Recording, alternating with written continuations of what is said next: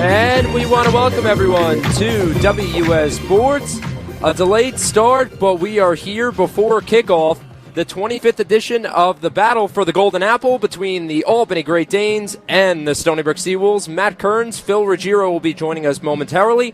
Mo Cisse should also be in attendance as well with Matt Mankiewicz in the studio. We want to thank everybody for tuning in, welcoming us into your homes, cars, wherever you may be listening to your radio from, for the Seawolves season finale at Lavalle Stadium. Kickoff just under 10 minutes to go here on the field, and let's dive in quick for the Seawolves. It has been the worst season in program history, 0-9, 0-7 overall. We're going to continue national anthem here.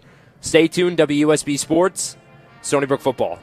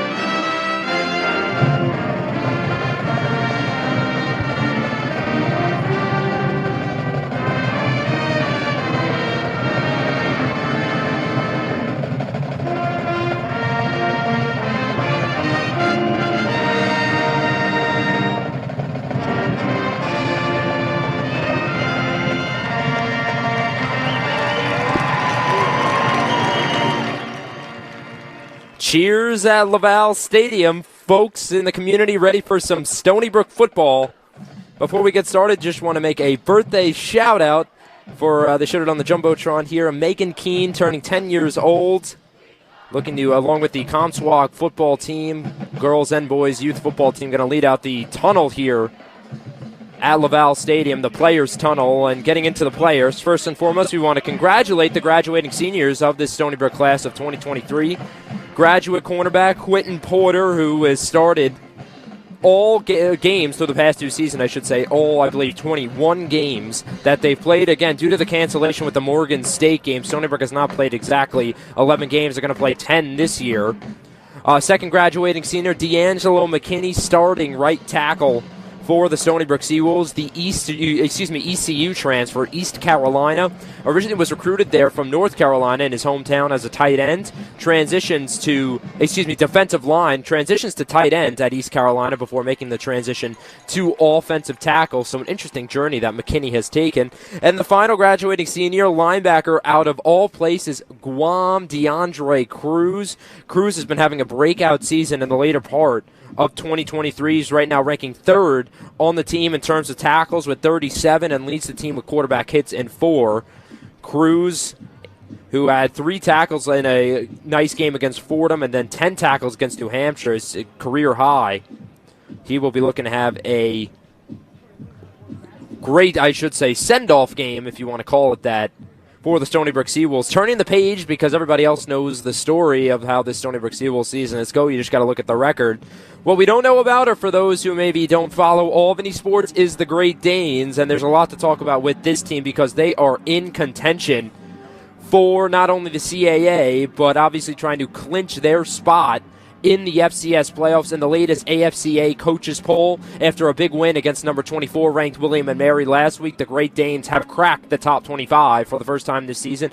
Number 25 in the rankings, but again, 26 teams make the FCS playoffs. So this is a hot Albany team. They're coming off 3 straight wins, and as we mentioned, their latest last weekend against number 24 William and Mary, 24-8 in defiant fashion, and they are led by an elite defense starting up front because they are able to get to the quarterback in a hurry. They are tied for first in the country in sacks with 33, and with a banged-up Stony Brook offensive line that has been able to give up a lot of pressure this season, they are going to have their hands full on the edge, starting with the captain, number 8, A.J. Simon, 17 tackles for loss, 10.5 sacks. He leads the team, and he's first in the conference in TFLs, fifth in the country. He's also second on the team and in the CAA in sacks, third in FCS in sacks. And guess who he's trailing? I mentioned second on his team.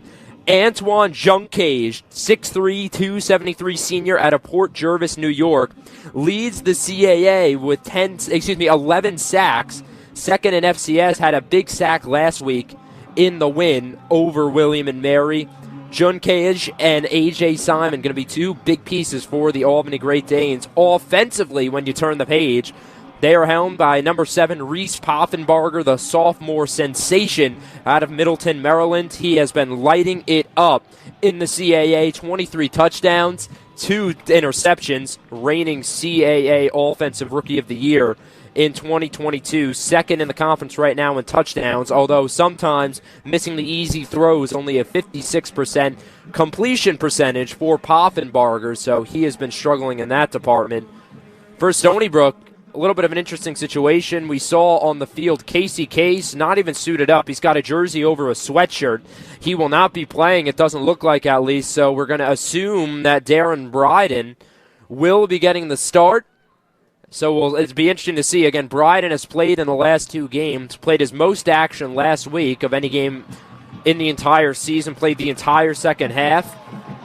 Bryden going 4 of 8 for 43 yards, no touchdowns, no picks. They were led by a vicious Roland Dempster rushing attack, 141 yards on the ground as the Stony Brook Seawolves take the field here at Lavalle Stadium, repping the red uniforms, blue pants with a red and white stripe down the side of the legs, white helmet, and on the jerseys the blue numbering with the white outline, Stony Brook across the chest.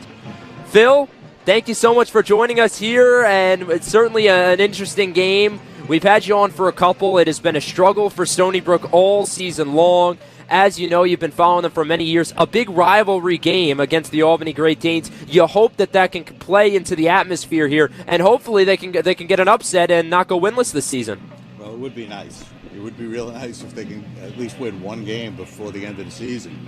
But this game is always special because Albany is the interstate rival, and we know a lot of people from Albany.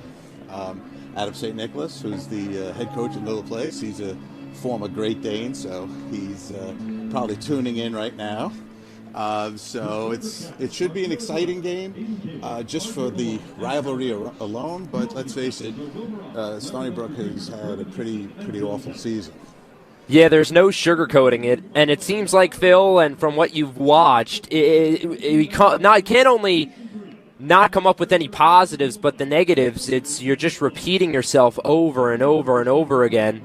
On the offensive side of the ball, we've talked about some of the play calling, the throws and screens behind the line of scrimmage, and then defensively, just how killer this secondary has been, the fifth worst secondary in terms of passing yards allowed in FCS. So, again, final game, you hope they can put something together, but it has simply been they have been outmatched, and it seems like just from an athletic standpoint from these other teams, the Seawolves haven't been able to keep up. Too sure about that. I don't totally agree with that all the time, but the athleticism type of thing, I think there are a lot of great athletes in this program. I think a lot of it has to do with scheme. One of the biggest problems was losing the defensive coordinator prior to the season.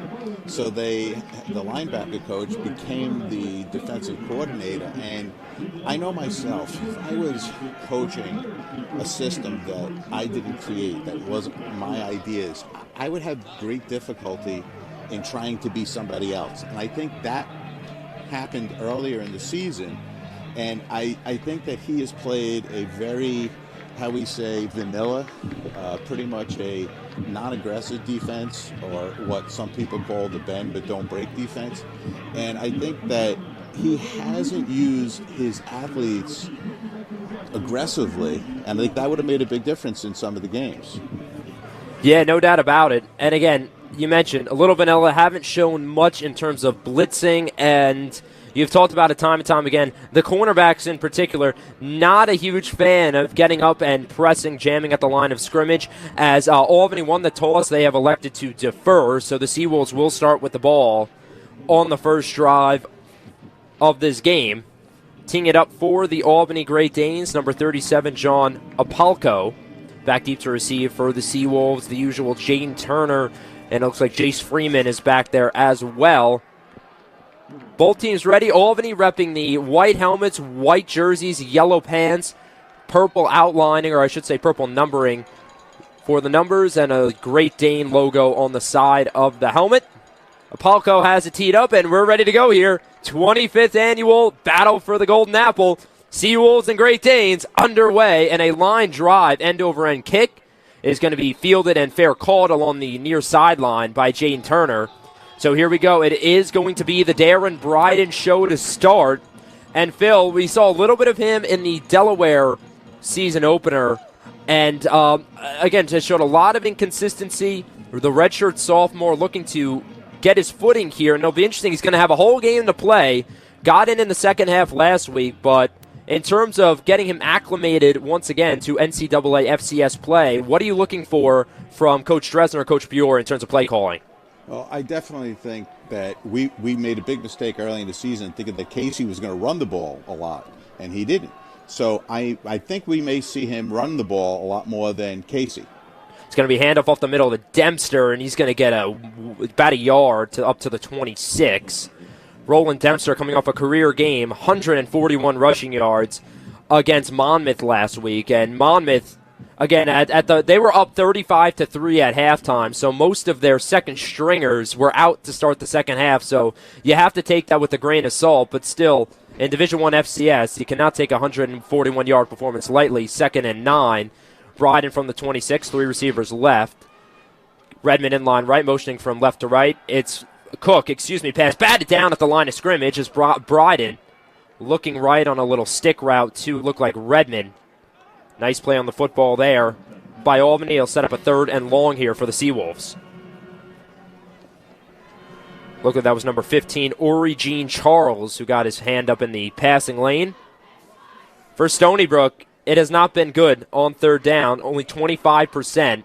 That's tied for last in the CAA. And this, as we mentioned, 3rd and 9 from the 26. 2 receivers out wide left. Ball right center field at the 26. Redmond in line to the right of the formation. And we're going to have a flag, and it looks like we're going to get a false start on the left side of the line of scrimmage against Stony Brook. And they said number 8, Phil, who was the quarterback, Darren Bryden, an interesting false start. You never typically see a false start against a quarterback. I actually am a little shocked about that because I didn't see that myself. I thought the left side of the line moved. Yeah, on the left side of the line, it's left tackle Jace Rodriguez, number 64. So interesting, but now this will back the Seawolves up even more to their own call it the 21. 3rd and 14, draw play up the middle, Talarico to the 25, to the 27 now, pulling his way forward for Albany. Swarms to him, and that'll set up a 4th down punt for the Seawolves on their first offensive possession of the game. I just don't understand that play call. You know, we're 0-7 in conference play. This is the last game of the season. You have basically 3rd and 12, I think that was, and you hand the ball off. Why bother? Yeah, well, one of the bright spots on this team has been Clayton Taylor, tied for 2nd in terms of punts inside the 20-yard line for his first of the day, and now we have whistles again. And it looks like it's going to be against the Seawolves again, and it will be.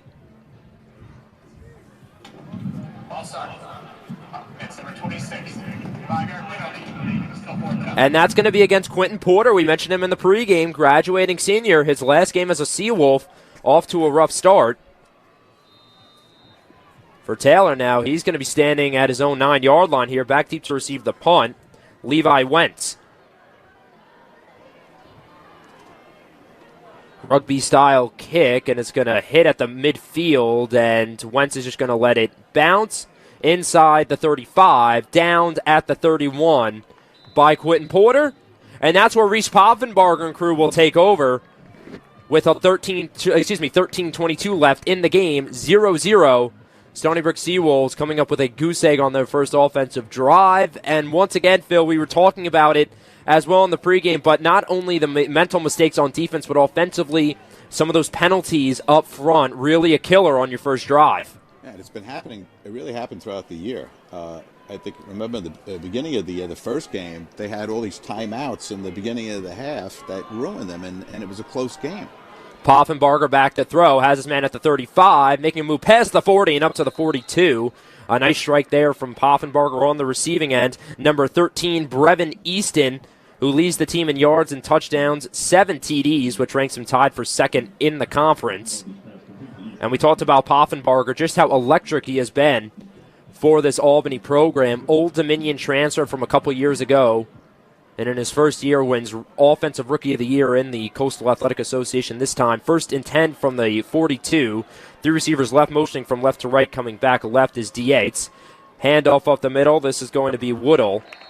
And Woodell is going to get up to the 41. They'll mark him down. So short gain on first down. Once again, they're playing their 4-2-5, and they're allowing free release off the line of scrimmage. And to me, this is what I just don't understand. Put pressure on these guys. Why allow them the freedom? His second and 11, he actually lost a yard. Poffenbarger looks left, picked off! Intercepted and running the way. It looks like it's Jalen Hoyle. Correction, Lagunier. Lagunier inside the 10. 5 into the end zone. Pick 6 for the Seawolves. Their second of the season. Flag down for excessive celebration, but the touchdown's going to stand. Big play from Clarence Lagunier. The Seawolves with a statement touchdown early in the first quarter. Man, the Albany quarterback threw it right to him. I mean, there was nobody around. I think he was as shocked that it was being thrown to him as everybody else. Yeah, it looked like Phil, he was looking to the flat left, and I think it was a ball that was just underthrown. I think Jordan Ray may have been in the area. But you're right, Lagunier had to take a couple steps forward, and the ball was right in his numbers, as Spencer Biscoe is going to come out here to make this a 7-0. Stony Brook, number 21. That 15-yard penalty will be forced on the kickoff. But he wants first on sports select of the game. Another undisciplined penalty. Now they're going to be kicking off 15 yards closer to their end zone, which is now going to give Albany good field position on the next possession. It's just stupidity, really. Yeah, and again, a big play. You have to take it with a grain of salt with that penalty, because we know how much of a liability this defense has been in some games, as the kick is up and good. 7-0 Seawolves. But you're absolutely right. And once again, it was just underthrown. Looking to that right side correction, he was looking for number 1, Julian Hicks. But Phil, you said it. I mean, the ball wasn't even remotely close to Hicks. It probably would have hit the ground 5 yards in front of Hicks if Lagunier hadn't been there to pick it off. But you'll take the points. 7-0 Stony Brook Seawolves. Clarence Lagunier, the first pick 6 of his young career. Lagunier, the redshirt junior out of Brooklyn, New York, who coming into the game had over 20 tackles. Again, had been a rotational piece at that rover position with Chase Chalmers, the Virginia transfer, and the most impactful play of his young career as a Seawolf, coming right when they need it. I mean, this is a team we've talked about, Phil. Get off to slow starts, and then the second half in particular, they really get beat up at a halftime. A nice way to start the game here. An energizer for Stony Brook. You hope, even though the penalty will be enforced on the kickoff and Albany will have great field position, the defense can ride the energy that they've gotten here with 12:01 left in the first. Yeah, it's nice to see them ahead. And I think the first game they were ahead, and they haven't been ahead at any time in the season, I think, and other than that first series, the first game. But definitely this is a momentum changer, and hopefully with the bad field position on the kickoff, they can keep Albany to 3 downs, and they can get a punt out of them. Absolutely. And also just want to hear at Stony Brook, wearing the customized helmets are the Seawolves. They've got a Stony Brook Seawolf decal on the helmet, but it is painted in the colors of the American flag, the red stripes, the stars with the blue, and we just want to, obviously doing that for Veterans Day, so we also do just want to give a shout-out to all of those who have served our country. Thank you, and we hope you enjoy the Stony Brook Seawolves, and for those tuning in at home, we also want to thank you from the WSB Sports Department Coming back out, Reese Poffenbarger, that was only his third interception of the season, had thrown the second fewest in the CAA up to this week. So a very uncharacteristic throw there from Poffenbarger. For a guy who's been having a sensational season, Phil, you obviously know he's going to want that one back, but more importantly, he's going to make sure he does not make that mistake again. So this Stony Brook defense has to be on the lookout because he's going to want to get one back in terms of a touchdown. Yeah, they're going to have pretty decent field position, as we said. He's kicking off from the 20, so they'll probably be within the 30, 40-yard line, so they might be able to take chances that they might normally not take if they were deep in their own zone, so we'll find that out. So here's Bisco, has it teed up here, back deep to receive Levi Wentz and Griffith Waddell, the starting running back. To the far sideline, fielded here at about the 18-yard line. It's Waddell up to the 30, making a move right. 40, breaking a tackle, 45, up the sideline past the 50, and into Stony Brook territory. A late flag coming in from the pack judge, so hold on a minute. A nice return there from Wentz. Could be going backwards or even forwards upfield. Officials having a discussion here at the 47-yard line. And up.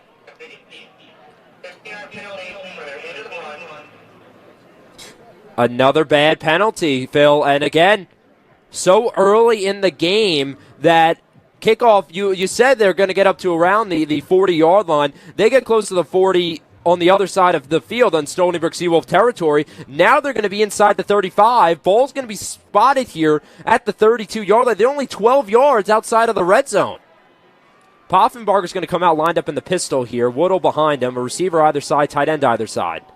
Play action over the middle, has his man at the 20, breaking a tackle. Hicks inside the 20 to the 17-yard line. A strike from Reese Poffenbarger, and another first down for the Great Danes.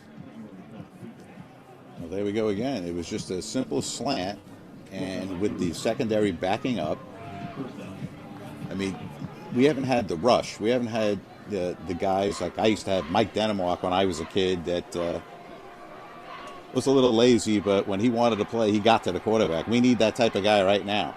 Draw play, Woodall. We're going to try to hit the outside corner on the far sideline inside the 20, dragged down at about the 17-yard line by Walensky Nicholas. So gain of about 4 on first down. Albany in the red zone, 77.1%. Ranks them about 10th in the CAA, so they have struggled in scoring position here on second and call it 8. Correction on the spot. They back the ball up just a bit.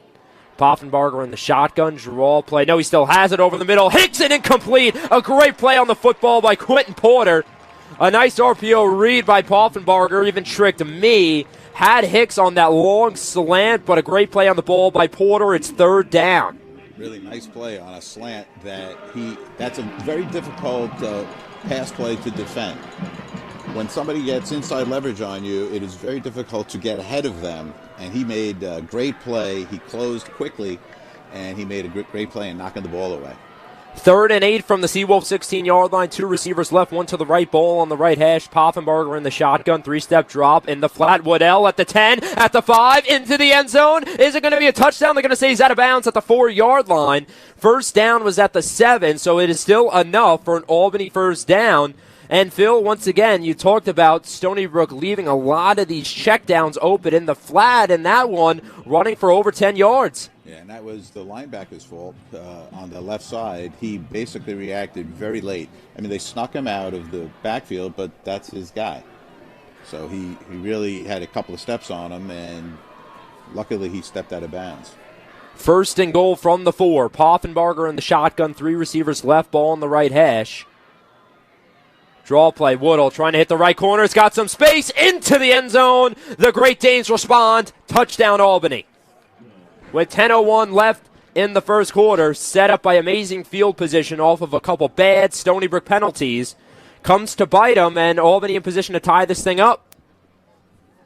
Well, it's exactly what we said was going to happen. Bad, undisciplined penalty on our touchdown. gives them great field position. Then lack of discipline on the defense allowed for them to have another 15-yard penalty. So they started the series on Stony Brook's 32-yard line. I mean, it's very difficult to play defense when the other team only has to go 30 yards. Yeah, no doubt about it. Extra point is good by Apolco. So the Seawolves will get the ball back, knotted up at 7 apiece with 10:01 left in the first quarter. And it's interesting because your defense finally getting a big takeaway, Phil. The offense has had a lot of time to rest on the sideline here. Went 3 and out on their first drive. So coming back out here for their second offensive possession, they are really looking to retake the lead. It'll be interesting to see how they play, not only in terms of the play calling, but how this offense, in terms of the players, come out on the field. Will they be energized? Will they feel like they have to take the lead back? Or with Albany creeping up here, knotting things up at 7, will they not have such a good showing in their second shot at it? So Alpaco will tee it up here. Back deep to receive once again. It's Turner from his own 5. High end over end kick is going to be short and fielded at about the 15, call it the 14. Turner up the middle past the 30. A nice return up to the 33-yard line at the right hash is where the Seawolves will take over. Yeah, I just don't like the lack of discipline. That has always bothered me as a coach, as a teacher. Aggressiveness is fine, and I promote it. I liked it, but I just don't like extracurricular ridiculousness. 4 penalties for 40 yards for the Seawolves already. Albany has not yet been penalized in this game. 1st and 10 from the call at the 34. Freeman going to motion from left to right. Bryden in the shotgun. Draw play, that's Dempster, and he's going to be hit right at the line of scrimmage. Going to go nowheres. Lucky he even got back to that spot. So ball will stay at the 34. Is going to be 2nd and 10. Give credit there, number 4. Antoine Juncage, we mentioned him in the pregame, leads the CAA, 2nd in the country with 11 sacks. They're going to give him a yard up to the 35, so great job by Dempster there. Bryden in the shotgun, 2 receivers left, 1 to the right, ball on the right hash. Freeman, who is in the backfield, going to motion to the left flat here of Bryden. Bryden looks left, ball tipped up and caught by Anthony Johnson somehow at the 35. Running backwards, going to get dragged and pulled down behind the 30, trying to make something out of nothing. And probably just should have swatted that ball into the ground. It's going to be a loss of about 5 or 6 yards. On a busted play off a deflection at the line of scrimmage. A.J. Simon got his hand up in the passing lane. It's going to be another 3rd and long here, Phil. 3rd and 11. For receivers in that situation, you get trying to make a play, but he probably should have just batted that into the ground. Maybe, but when you're on the field, you're playing to get the ball. Let's see what he does here with basically quads left. Wide open. Yeah, Tallarico on the flat at the 40. Diving forward. He's going to be about a yard short. A great effort there by Ross Tallarico. As you mentioned, free release into the left flat for Tallarico, but he's going to be marked down short. And with about a yard to go on 4th down, Stony Brook will... I see Bryden. A correction, that's actually Chase Chalmers, the other number 8. They will punt. Bryden is headed to the sideline. 2 number 8s for the Stony Brook Seawolves. So 2nd possession, 2nd punt for Stony Brook. Their 2nd 3 and out.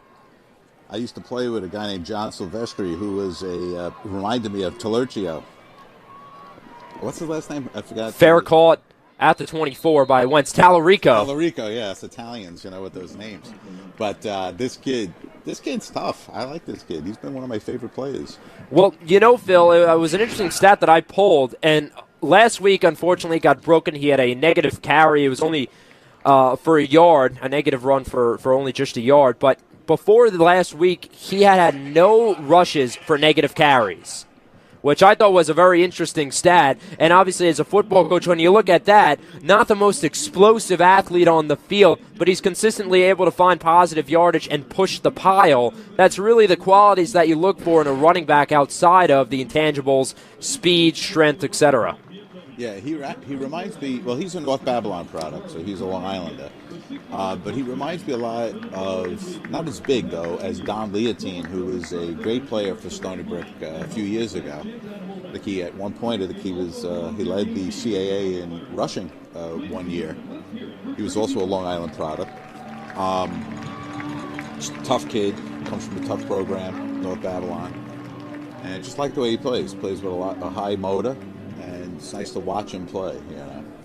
Yeah, it's good to see him getting more touches. We've talked about his story, walk on as a safety onto the Stony Brook football team. He transitioned to running back a couple years ago, was completely buried down the depth chart, stuck with it with all the injuries last year. Tallarico gets his shot and he leads the team in all-purpose yards. And now he is one of the premium backs that Stony Brook rotates through their running back room. But here we go with 8:20 left in the first quarter out of the timeout, just waiting for both teams to break their respective huddles. The University of Albany will take possession here and backed up a little bit. Ball's going to be at their own 24-yard line. So they will have to drive the field to score this time. But again, they had no problem with it with the great field position they had on their last drive, Phil. It'll be interesting to see what the game plan is coming out here. And I always heard as a coach, and I want to get your opinion on it, they say that coaches script the first 10 to 15 plays of the game. So for Albany, even after the pick six, I'm assuming as a coach you still stick with the script that you came in with early on in this first quarter. I'm not sure about that. I don't know if all coaches do. That was a Bill Walsh thing with the San Francisco 49ers. I mean, he came out with that with Joe Montana. I'm not too sure about that. But generally, you really should know what you think you should be doing, meaning if you're looking at the Stony Brook film and you're saying to yourself, hey, they play soft, we can get guys in the flat, we can throw slants. So I think the game plan is to attack Stony Brook's weaknesses regardless of where they are on the field, but we're not sure about that. They could. Draw play to Woodall on first down, went for two. It's going to be 2nd and 8 at the 26. Two receivers either side. Woodall to the right hip of Poffenbarger here. Ball center field at the 26. Woodall motions from the right hip to the left hip of Poffenbarger. Looks left, throws left, has his man at the 35, making a move past the 40 before being hit out of bounds by Walensky Nicholas and Aiden Kaler on the receiving end of that pass. That was number 1, I believe, Julian Hicks. Nice play there. Correction, call that Levi Wentz, number 11. Interesting, because Wentz listed on the roster as number 8, but they have him out there as number 11, so a bit of a numerical change, but that'll be good enough for a first down. Ball at the 40-yard line. 3 receivers right, 1 to the left. Ball on the left hash. Poffenbarger looks right, under pressure, going to roll to his left, avoiding tacklers at the 35, getting to the 45. Correction, at the 40 to the 45. And a late flag coming in from the back judge. Poffenbarger on a broken play. He was looking left for his first read, didn't see anything. Pocket collapses, able to run for about 5 yards on first down, and then we have a late flag. He also lost his helmet. Again? Another bad penalty, this time against Brandon Higgs. Another ECU transfer, and for Higgs, again, one of the premier FBS transfers that Stony Brook acquired in the transfer portal, the guilty party. That's the second face mask of the game. I've marked that down as the 3rd personal foul of the game.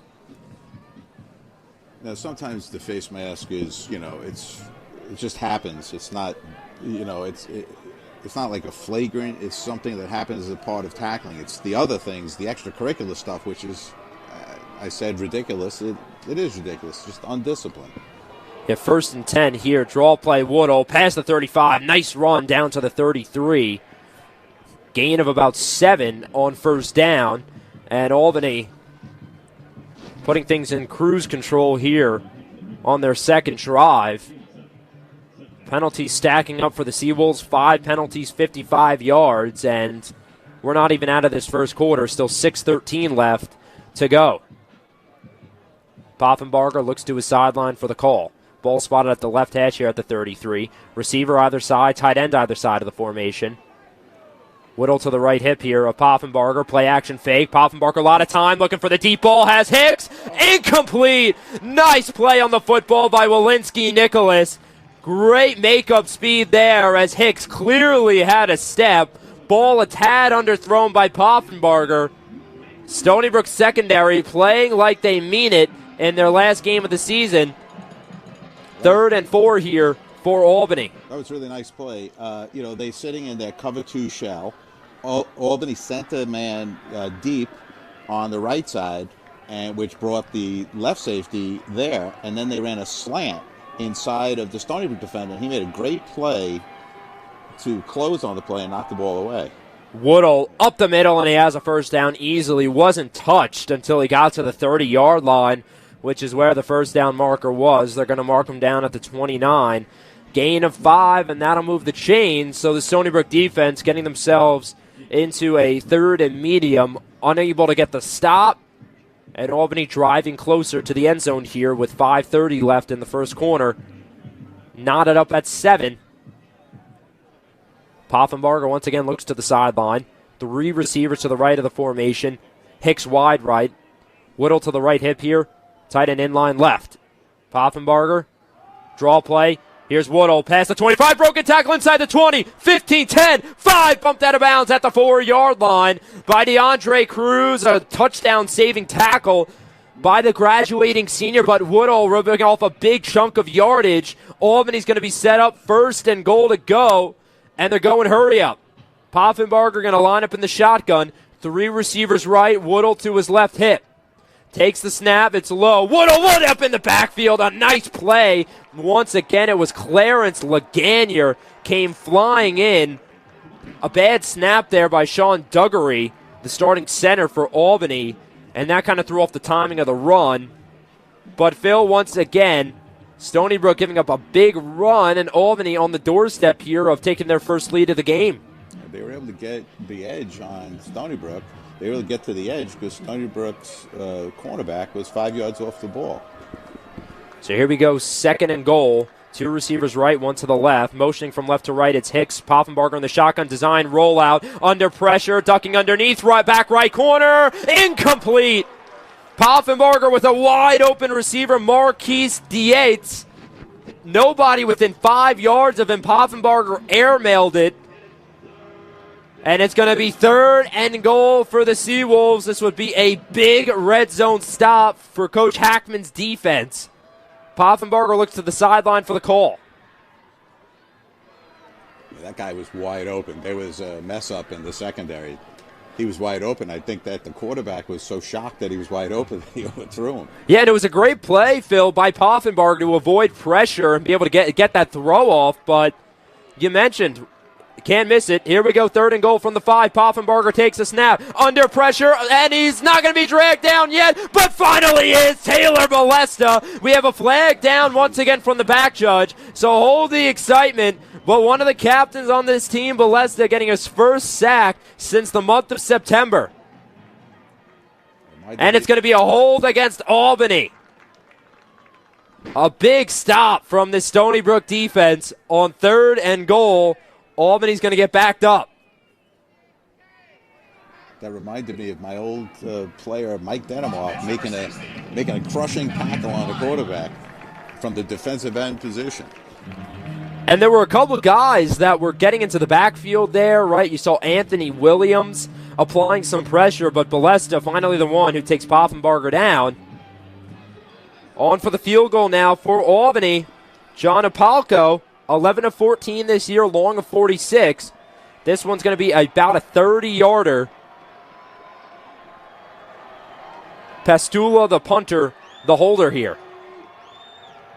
Snap good, hold good, kick is up and good. Albany with their first lead of the game, 10-7. But for Stony Brook, a big stop, and we have a flag down on the field goal, and Coach Greg Cattuso of Albany was coming off the sideline. He was heated at the official. One of the officials told him to back up to his sideline. And it's going to be against Stony Brook. So a penalty against Stony Brook. The penalty was declined. Didn't see the call. But nonetheless, it wouldn't have made it. It wasn't a penalty that would have invoked a first down. So Albany just electing to decline the penalty, take the points with 3:50 left in the first quarter.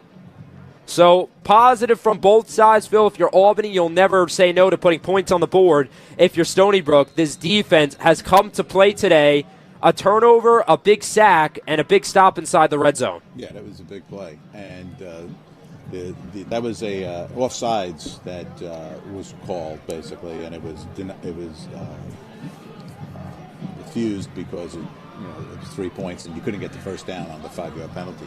But yeah, they seem to be playing a little bit more aggressive on the defensive line, but I still don't like a soft secondary. This is the last game of the year. Play a little more aggressive, blitz a little bit more. They have nothing to lose at this point. Yeah, you're absolutely right. Apolko's high end over end kick going to be fielded by Turner at his own 9-yard line. Up to the 20, moving right before being hit and spun down at about the 23-yard line. Nice play by number 27, Tyler Merwarth on special teams. And here comes Darren Bryden. Long drive for Albany, capped off by a field goal, left Bryden and the offense sitting on the sideline for a very long time. Looking to take the field, third offensive possession, don't want to make it their third 3-and-out of the game. Ball spotted on the right hash here at the 25-yard line. 2 receivers wide left. Johnson's the one in the slot to the left hip of Bryden. It looks like that's Dempster. Redmond in line right. Dempster up the middle. Hitting the left edge to the 25-30, breaking a tackle and up to the 35-yard line. They're going to call him down at the 34. Gain of 9 on first down, and Roland Dempster, after his 141-yard performance, picking right where he left off against Monmouth. They ran zone blocking, and Dempster went the other way. Actually, he picked the hole, and he made positive yardage. That was like a 9-yard gain. So here we go, 2nd and 1 from the 34. Bryden in the shotgun. 2 receivers wide out right. Ball on the left hash. Benici in line right. Redmond in line left. Hand up off the middle. Dempster again. Blown up in the backfield. Forward progress will get him to the 35, though. Great job to fight off a couple Great Dane tacklers. Dylan Kelly in there, as well as number 15, Ori Jean Charles, to bring him down. But it will still be a Stony Brook first down at the 35. Ball on the left hash here. 2 receivers wide out right, 1 wide left. In the slot on the right, Anthony Johnson, wide right, Cook. Bryden in the shotgun. Redmond in line right. Cook in the backfield, it looks like. Left, throws left. And he has Ramon Hart Jr. at the 40-yard line. Nice play there. Gain of 5 on first down. Albany blitzed off the corner, and it's a good thing he got rid of the ball because that guy was aimed right for him. He was going to, a couple of more seconds, and it would have been a major sack. Yeah, good job by Bryden getting the ball out in a timely fashion. 2nd and 5 from the 40. Ball still on the left hash. Johnson wide out, wide right. Wide left, I think that's Hart Jr. once again. Redmond in line right. Benici in the slot right. Swing pass right. Dropped by Turner. Ball recovered by Cal Redmond at the 37-yard line. Was it a forward pass? Jaden Turner in the backfield, a little design swing pass there, Phil. We've talked about a lot of the action behind the line of scrimmage that Stony Brook likes to play. Haven't had to have too much success, and there's a perfect example of it.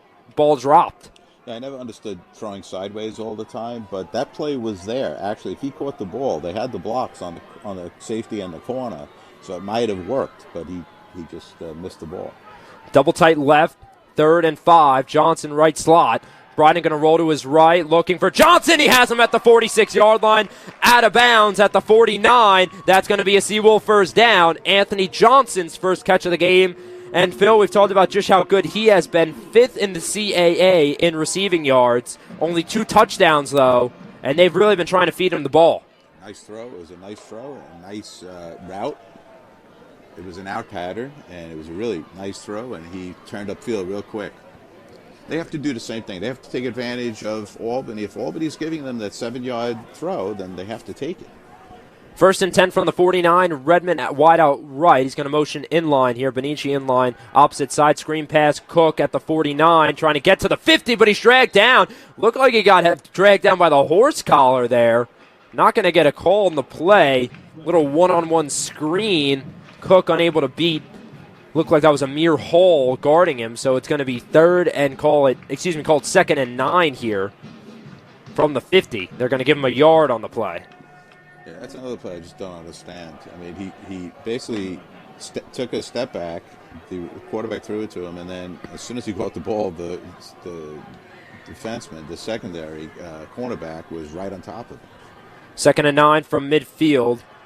It's going to be Johnny Martin up the middle on a draw play, immediately blown up. He's going to get back to the line of scrimmage. We talked about just how good this Albany defensive line is. Number 1, Amir Hall, we just mentioned him, came in from the secondary, but number 4, Antoine Junkage, we've mentioned him a couple times in this game. He was in the backfield. No gain, 3rd and 9 from the 50. Stony Brook trying to extend this drive here, not have it stall out and force another punt. 3 receivers right, 1 to the left, ball on the left hash. They're going to get a free play. Offside on Albany, looking deep down the sideline, and incomplete. But it should be a first down. Amir Hall in coverage. Darren Bryden giving a one-on-one opportunity to look like Ramon Hart Jr. 5-yard penalty. Replay third down. It's going to be A.J. Simon who jumped. So instead of 3rd and 9, this should be 3rd and 4 here. And it will be from the 45-yard line of Albany.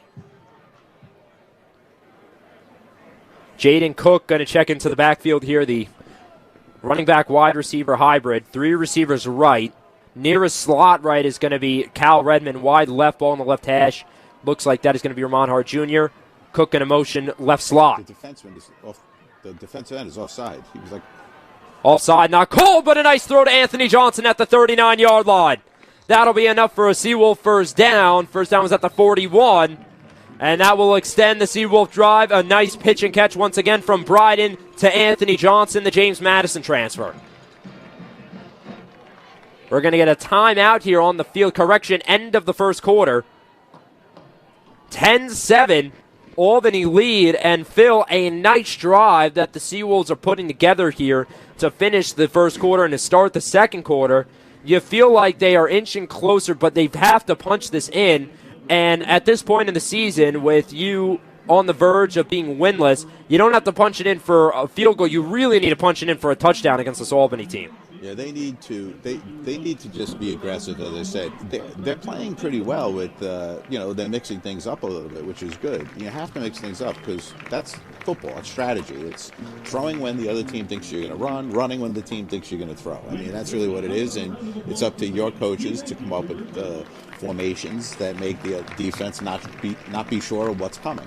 So they seem to be doing that a little bit better right now. But I think if Albany is playing off the ball, if they're playing a soft type of defense, which basically means being 7-8 yards off the ball, then they got to throw it 5 yards and take what the defense is giving them.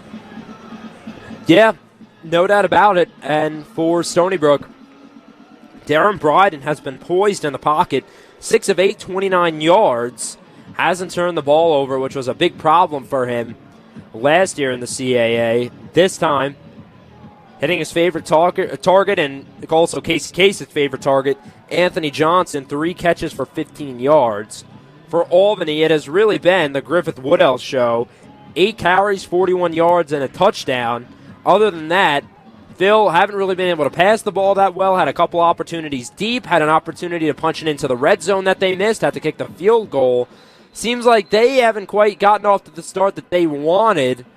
And this was a team that we mentioned has won 3 in a row, the latest of which last weekend, taking down number 24 William and Mary 24-8. So, again, maybe a little bit of Albany taking this game for granted, but this is a team, 25 in the country, Phil. They're fighting for their lives right now to try to stay in this FCS playoff race and really make some noise in the CAA. Yes, they might have taken Stony Brook a little lightly, but they've kind of made a few mistakes. I think that deep ball here from Bryden is incomplete. Out of the second quarter, Bryden got hit hard at the end of that play. He's able to get up. I don't think Stony Brook is playing so great. It's just that they've made some mistakes, Albany, and I think that's really made the game closer. just with that touchdown that was wide open in the end zone before Albany. And he basically, I think he was so shocked the guy was so wide open that he overthrew him. Called 2nd and 10 here from the 38. Bryden that time didn't really have anyone wide open, thrown into double coverage. Play action, look left, throws left. It's Ramon Hart at the 34, making a move past the 32, pushed out of bounds at the 31-yard line at the near sideline here. Gain of about 5 on 2nd down, so this should set up 3rd and manageable here. Call it 6, so it's going to be 3rd and 4 from the 32. The Seawolves on 3rd down today, 2 of 4. Bryden in the shotgun, 2 receivers wide right. Johnson's in the slot, ball on the left hash, near side left. It's Ramon Hart Jr. Another false start, I should say, an offside penalty. Deep shot is caught at the 10-yard line. What a catch by Jaden Cook on the far sideline. In the red zone, Jaden Cook, circus-type catch. Darren Bryden, great recognition, knew he had the free play and let it rip. Great thought process on Braden's part. Saw that he knew that he had that free play, and he threw a ball up, and Jaden Cook made a great catch. Yeah, I said false start, correction, offside on Albany, but it doesn't even matter. Unreal catch for 24 yards. And the Seawolves cooking with some gas here inside the 10, ball at the 8-yard line. Wildcat formation, Bryden all the way towards the left sideline. Cook, quarterback in the shotgun. Up the middle to the right now, past the 5 and down at the 4-yard line. Gain of about 3 on 1st and goal. 2nd and goal to go here.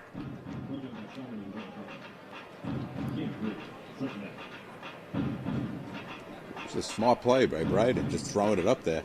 He had nothing to lose, and it was a great play.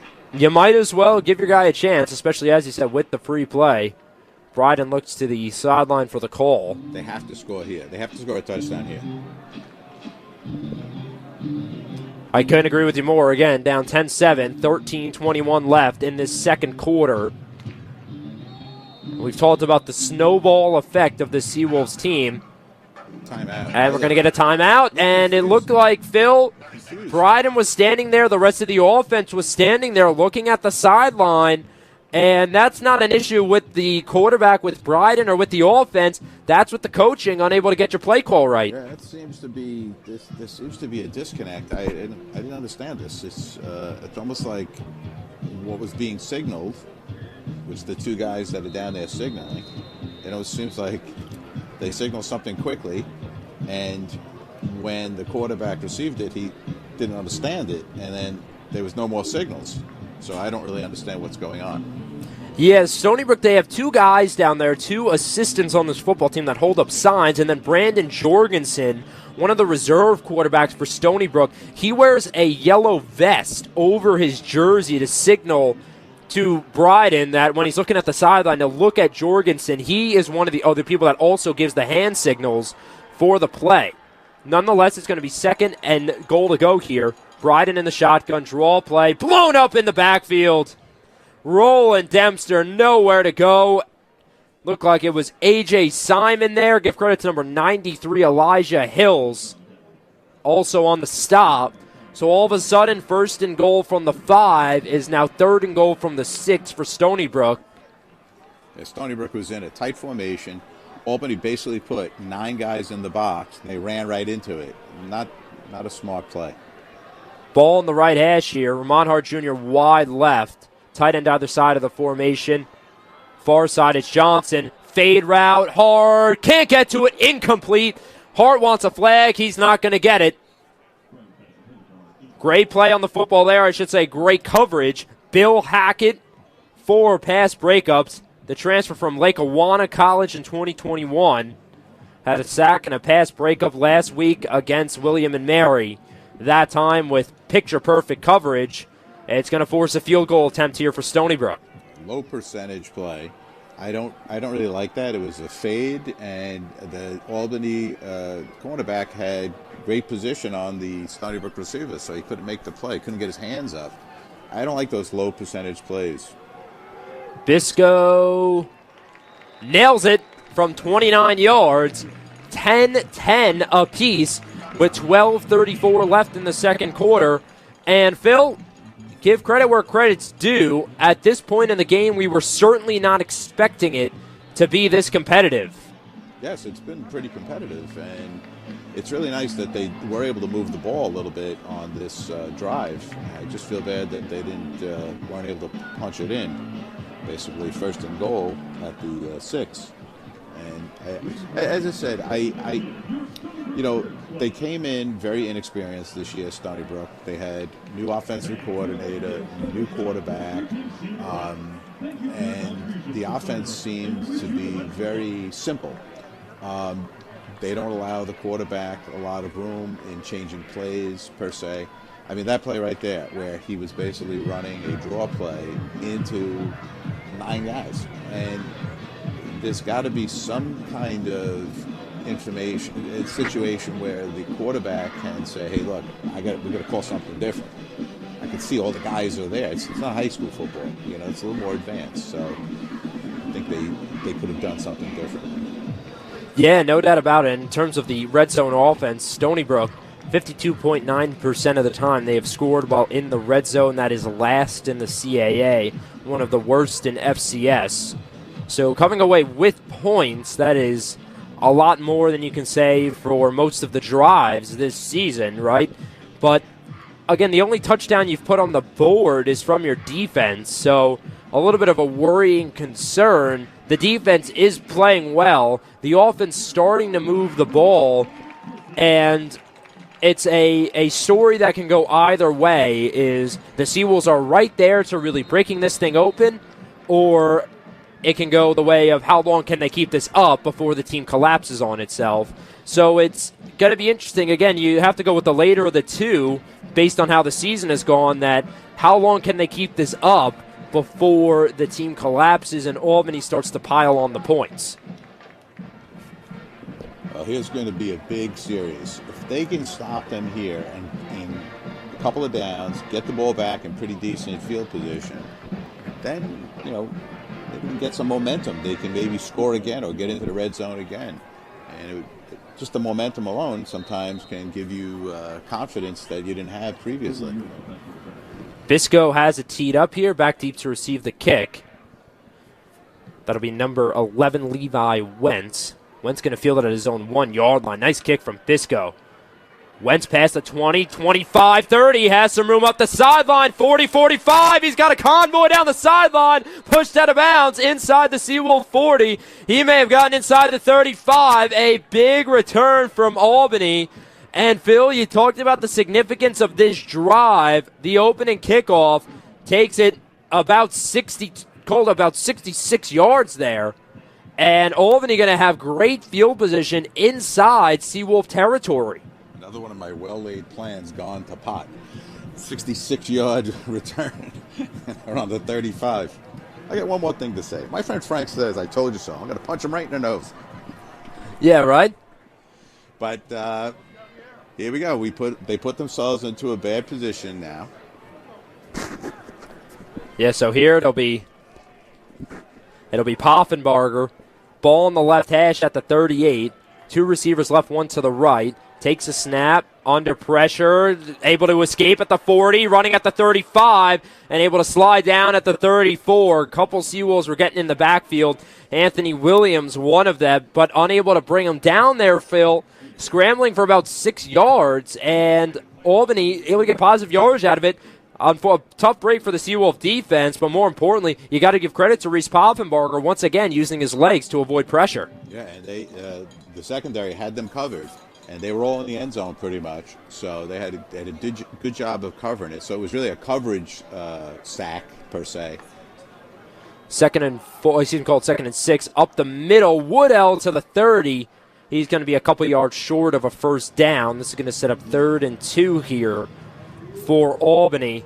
Albany hasn't been put in too many third down situations up to this point, 2 of 3.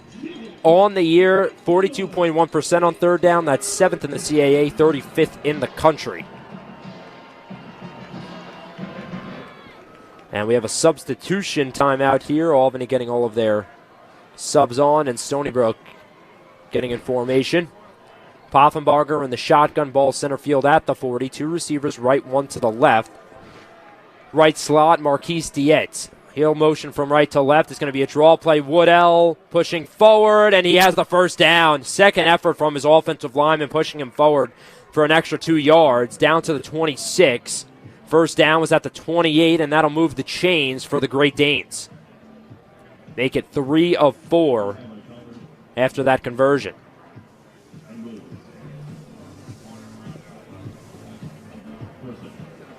So ball at the 26 here. Poffenbarger in the shotgun. Ball spotted right hash. Left slot, Marquise Dietz again. Wide right, lone receiver, it's Hicks. Poffenbarger looks his way, has him at the 20, making a move inside the 19, out of bounds at the 18-yard line. Nice pitch and catch there from Poffenbarger, going to be a gain of about 6 on first down. Correction on that, the gain of 8, 2nd and 2. There you go. This is what bothers me, is playing soft in this zone. I mean, there's nowhere for them to go, so play it tough. Let them work for those 5 yards. Yeah, ball on the right hash, 3 receivers wide left. Poffenbarger takes the shotgun snap, has a clean pocket, throwing to the end zone, has a man open, and has him in the back of the end zone. Albany touchdown, number 13, Brevin Easton, his 8th touchdown of the year. And Albany takes the lead back once again, 16-10, with 9:50 left in the second quarter. 5 plays, 38 yards, taking 2 minutes and 34 seconds off of the clock. That's Poffenbarger's 24th passing touchdown of the season. You know, Stony Brook showed zone, but they were playing man, and the tight end got out behind the linebacker, and he had no help over the top. Alpaco's extra point is good, by the way. And there was no pressure on the quarterback, so he had time for the play to develop and for his receiver to get open. Yeah. Yeah, and again, you're in a game where this is competitive. You had a lead at one point. Albany knocks it up, and now shooting yourselves in the foot. And it's almost, we were saying it last night on the basketball broadcast, Phil, but the announcer's jinx seems like is taking effect. Every time we say something, Albany tends to hear us. Yeah, and maybe they're tuning into 90.1. But nonetheless, again, hopefully this isn't the start of the downfall for the Seawolves in this game. But every game we've done, you start to get a sense after a certain touchdown scored, a certain stop from the opposing defense in whichever game it was. It felt like it was the start of the end, essentially. You hope that touchdown isn't the start of the end for Stony Brook. Well, it's been like the same story. Defense basically playing non-aggressively, and they were playing man. And it's just certain things that don't make football sense to me. Yeah, nice return from Jaden Turner, about 30 yards up to the Stony Brook 35-yard line. That's where Darren Bryden will take the field. They're playing man defense, and they're not closing quick enough. It's very difficult to guard anybody at any level in space.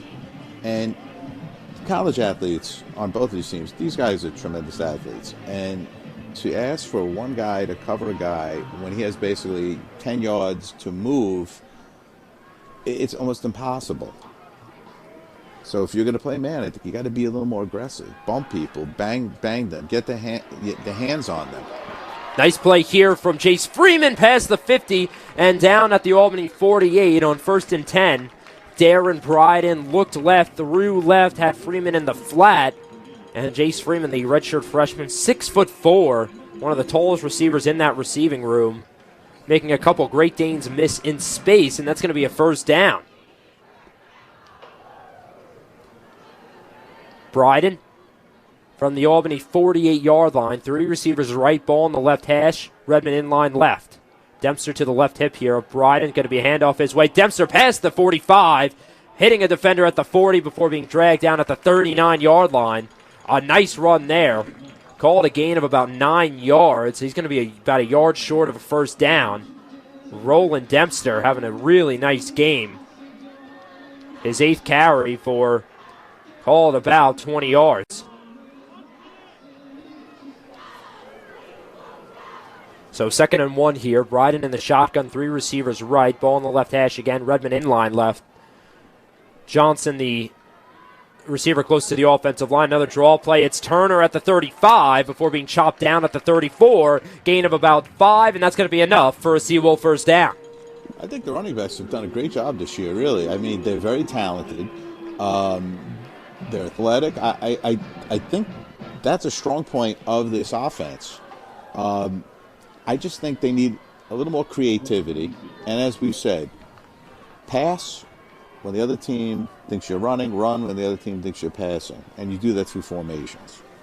Yeah, 1st and 10 from the 35 here. Redmond motioning from right to left. 2 receivers right, 1 to the left. Bryden, play action, fake, and ball is tipped and almost intercepted. Was looking for Anthony Johnson on a deep in route inside the 20. And it looked like number 42, Dylan Kelly, the middle linebacker, along with number 19, Isaac Duffy, trying to make plays on the ball. I think it was Dylan Kelly who originally tipped that ball. Correction, making number 15, Ori Jean Charles, the Louisville transfer. Actually went to Maine, transferred from Maine to Albany in 2021, attended Louisville all the way back in 2018. 2nd and 10, Bryden in the shotgun, 3 receivers right. Dempster up the middle, past the 35, hit hard, dragging a defender to the 31. Antoine Junkage originally hit him for about a gain of 2 yards, but Dempster keeps the legs churning for a gain of about 3. So it's going to be 3rd and 7 here from the Seawolf, call it the Albany 36-yard line. Stony Brook 3 of 6 on 3rd downs in this game. Bryden in the shotgun, 2 receivers left, 1 to the right, both center field at the 36. Johnson motions from left to right.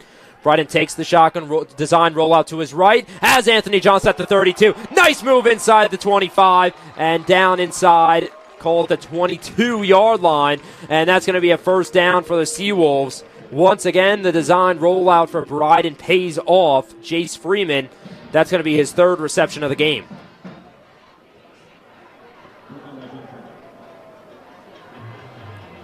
And great job, perfectly timed throw. Freeman working on Amir Hall that time. Hall, the Richmond transfer, 12 pass breakups, leads the CAA. Now we have whistles as Stony Brook is getting lined up. And we're actually going to get a review here on that previous play. Must be on the spot. Coach Gattiso of Albany maybe challenging this ruling here, and Coach Fiore having a conversation with the official now on the near sideline. So with 6:34 left in the 2nd quarter, Albany up 17-10. We're going to get a replay review. Actually, the offense has been moving the ball pretty well, so it's nice to see a little bit. They're changing it up. No doubt about it, and you give credit for them being able to move the ball over midfield, which has been a struggle all year. The problem is the offense tends to fizzle out once they get onto the Albany side of the field. This time, once again, you hope that the ruling is able to go in the Seawolf direction. Again, we're going to get the replay on the Kehoe family scoreboard, and it looks like they're reviewing the spot. First angle they show is from the opposite end zone, so there's no way to see where Freeman is down in relation to the sticks.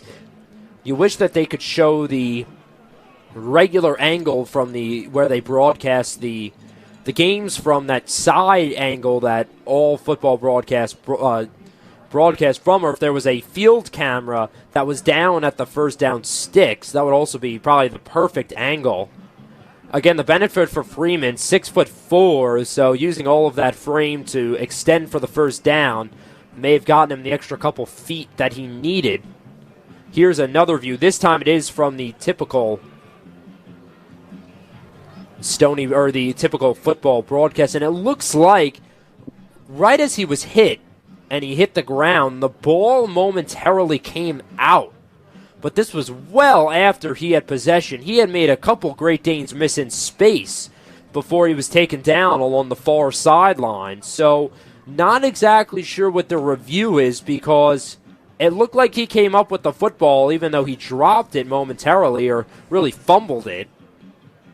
I really don't know what the challenge is, really. I couldn't tell you either. Again, he was taken down clearly 2 yards ahead of the sticks. Looked like he had possession from the angles that we saw. You know, for the people listening, we don't see replays, which would really help us a lot. I mean, we saw that one little replay, but we don't see the replay, so we're going by what we see at the moment, which is very difficult. WSB Stony Brook. Thank you, Matt. And yeah, the Kehoe family scoreboard is the big scoreboard that was just installed this summer at Lavalle Stadium, and they show a couple angles.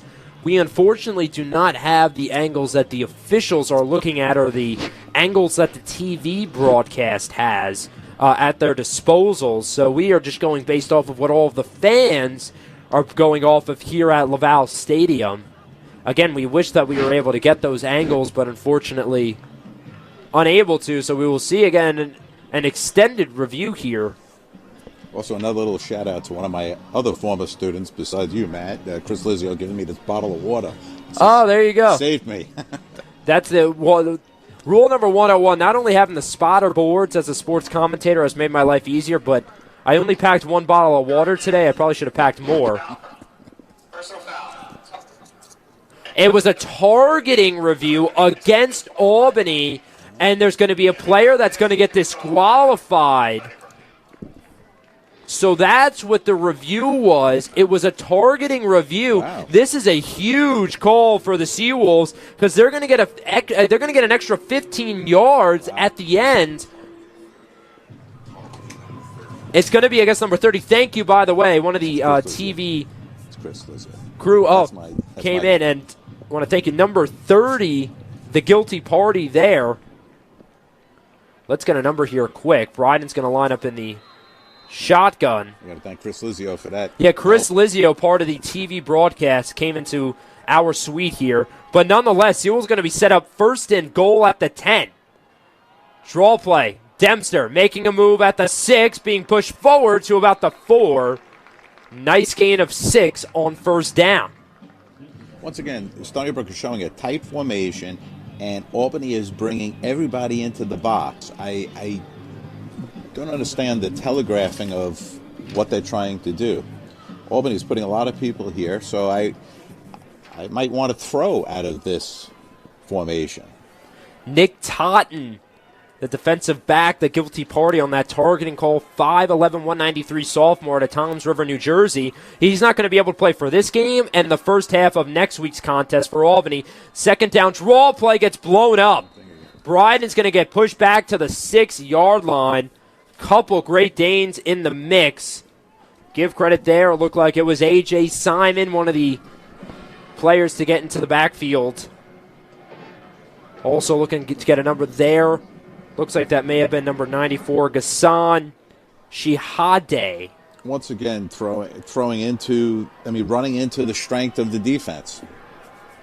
Yeah, we talked about probably the best defensive line in FCS football. Third and goal, Bryden in the shotgun, ball on the right hash at the 6, 2 receivers left. He's going to look that way, back left corner, Cook, incomplete. Ball was basically thrown out of bounds. I don't think Cook could have made a play. I think it was number 3.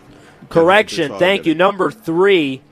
It was number 3 who was doing the targeting. And you know what? I heard 30, and that would make more sense because Totten. Thanks, Chris. Thank you, Chris. Yeah, because Totten is all the way down the depth chart. Number 3, Brad Iwiki, the Gitterland, New York junior, the guilty party, who had a season-high 2 tackles last week and an interception a couple weeks ago at New Hampshire. Stony Brook going to attempt the field goal here, up and good. Called about a 25-yarder, so Bisco having himself a good day.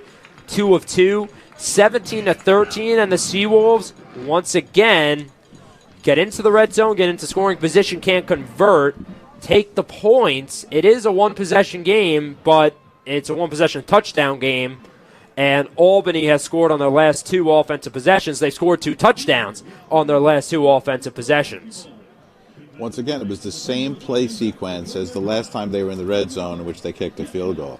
Same thing. They ran twice into basically 11 guys. Then they tried that third pass, and it was a low percentage fade. And right at this point, the Albany defender has jammed the Stony Brook receiver, and he can't even get his hands up to make the timing catch. I just don't understand that play calling. No, yeah. Can't agree more. Again, and that's the second time they have tried a similar play, some sort of like fade pattern to the back of the end zone that hasn't converted. If you're in the red zone, Phil, what kind of play calls do you as a coach put in, especially like where the Seawolves were inside the 10-yard line where the field is really shrunk, so your play calling sheet obviously is shortened, but you do have plays on the sheet too in those kind of situations. Yes. Hands down, you want some kind of play action. And the way I look at it is this: when the field is shrunk and you're closer to the other team's goal line, their defense is closer to the line of scrimmage than they normally would be. So running outside is always very difficult. So you probably want to run something right at them, basically. Try to put more blockers where they have less blockers. Now that's difficult to do. So the better thing, I think, is to basically run some kind of play action in which the linebackers will move forward, the receivers can maybe get behind them. And if you do that, then you have 4 or 5 guys in the end zone that you could pick and throw from, and they can't really blitz you. So the quarterback may have a few seconds for the play to develop. That's what I would do. No doubt about it. That last drive, 10 plays, 55 yards, took all 4 minutes and 47 seconds. So talk about a long drive. And that's one that will really wear down an Albany defense that has been elite in basically every defensive statistical category this year. Now the offense will get their shot at it. Bisco going to kick. Levi Wentz back deep to receive at his own goal line. And this is going to go through the back of the end zone for a touchback. And here comes Reese Poffenbarger. 6 of 10, 77 yards, a touchdown, and a pick. Griffith Woodall getting a majority of the work. The standout running back for the Great Danes. 10 carries, 49 yards, and a touchdown. Woodell leads the team in all rushing categories, attempts, yards, and touchdowns. He had a big week last week against William and Mary. 18 carries, 100 yards, and a touchdown. 1st and 10 from the 25. Ball spotted on the left hash. 3 receivers wide right. Woodell motions to the right hip here of Poffenbarger. He'll get the call. Woodell at the 25, going to get dragged down at the 26 by Aiden Kaler. Shall we say this? If they can stop them here and get the ball in pretty decent field position coming back, and they've been moving the ball, maybe they can, if they get a touchdown, they could actually be winning going into the half. If they could, but this is a big stop right here, and it's 2nd and 9. Yeah, and Albany will get the ball to start the second half. 4:24 left on the clock. Stony Brook with 2 timeouts.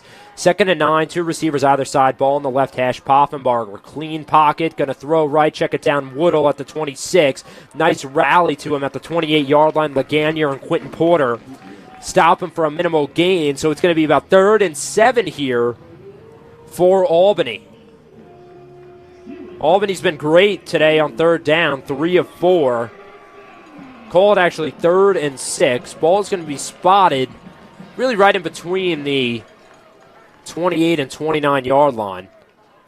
Albany did have a receiver open deep, and the quarterback didn't see him. His eyes were immediately to the flat.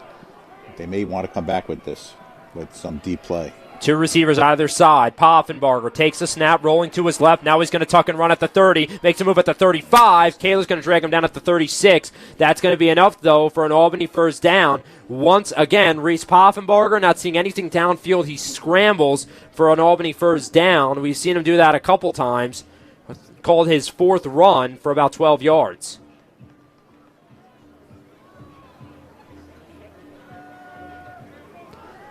Poffenbarger once again going to line up in the shotgun here. Ball at the 36. 2 receivers left, 1 to the right. Ball spotted center field at 36. Whittle to his right hip. Play action fake. Has to step up, and he's going to get dragged down! Taylor Balesta takes him down at the 31-yard line. His second sack of the game. Balesta, one of the captains on this Stony Brook defensive unit, coming up big for the Seawolves. And now it is going to be second and call at 14 for the Great Danes.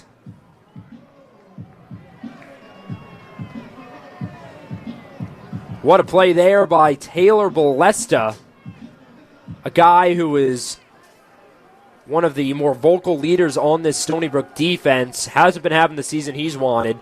Second and 14, trips left, 1 receiver wide right. Poffenbarger looks over the middle and incomplete. His receiver wasn't even looking for the ball. Marquis Diaz, the intended receiver, their primary slot receiver, running just a little drag route. Poffenbarger put it on him, but Diaz just wasn't looking at the ball. Putting a little pressure on the quarterbacks, making him make quicker decisions than he wants to. Yeah, this is going to be third and long, 3rd and 14.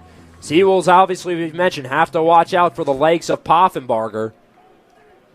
Ball at the 32. 3 receivers left, 1 to the right. Ball in the right hash. Poffenbarger in the shotgun. Woodell to his right hip. Takes the snap.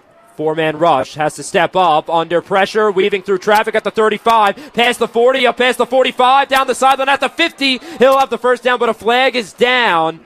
And Stony Brook feels like it's going to be against Albany. Couple Seawolves pointing in that direction. They may have a hold. That'll be big. Because that was some run by the quarterback to get that first down, so it'd be nice. It'd be 3rd and probably 15, maybe 20. So it's an illegal block in the back. That time, it's going to be against the receiver / return man, Levi Wentz. So it'll still be 3rd down, but this time it's going to be 3rd and about 22.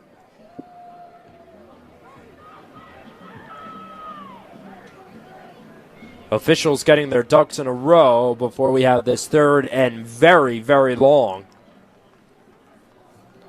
Just waiting for the officials to spot the ball here.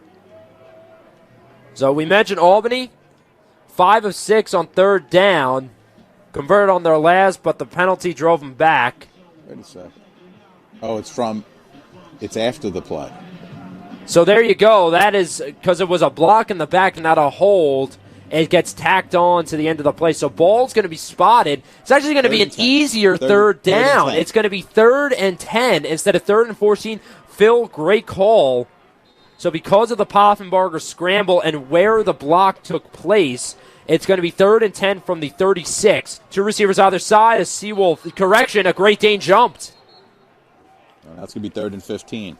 Yeah, you saw a Seawolf jump, Anthony Williams, but he immediately started pointing to Albany. Tyson Foster, the left guard, may be the guilty party here. So right now they're in that man. They're playing man.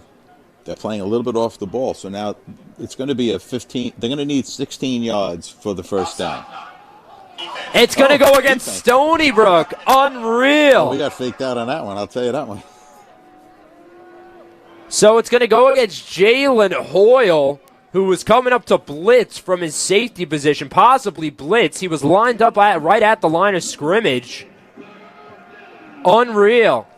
So we talk about the penalties from 3rd and 10. This is now going to be 3rd and 5. Okay, so watch. It's only 5 yards, and there's nobody guarding the slot receiver. Yeah, 2 receivers either side. Poffenbarger, shotgun snap. He's going to run, pitches it right now. 45, and Woodall gets hit hard out of bounds by Quentin Porter at the 46. That's going to be enough, though, for an Albany first down. Poffenbarger looking to run, instead shovels to his right to Woodall along the right sideline. That time it pays off. And back-breaking penalty for the Seawolves after getting themselves in good position to get a couple 3rd and long stops. Poffenbarger going hurry up here. Ball at the 47-yard line, call it. 2 receivers left, 1 to the right. Ball on the right hash. Poffenbarger takes the shotgun snap. Looking underneath Woodall at the 49 of Stony Brook before he's brought down by DeAndre Cruz and Aiden Kaler. Forward progress will get him to the 49, though. So called a gain of about 5 yards.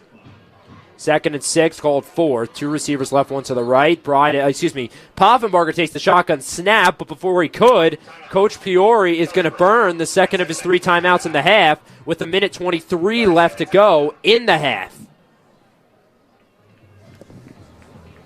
So after a couple back-breaking penalties late in the half here, 2nd and 6, Peoria's going to burn his second timeout, and Stony Brook, if they're all able to get the ball back, they're probably not going to have a lot of time, and they're going to either have a timeout or no timeouts to work with.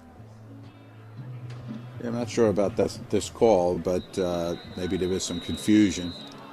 I mean, they really have been playing well. I mean, the quarterback made a nice play in gaining those yards to get that first down, and that little option that he ran.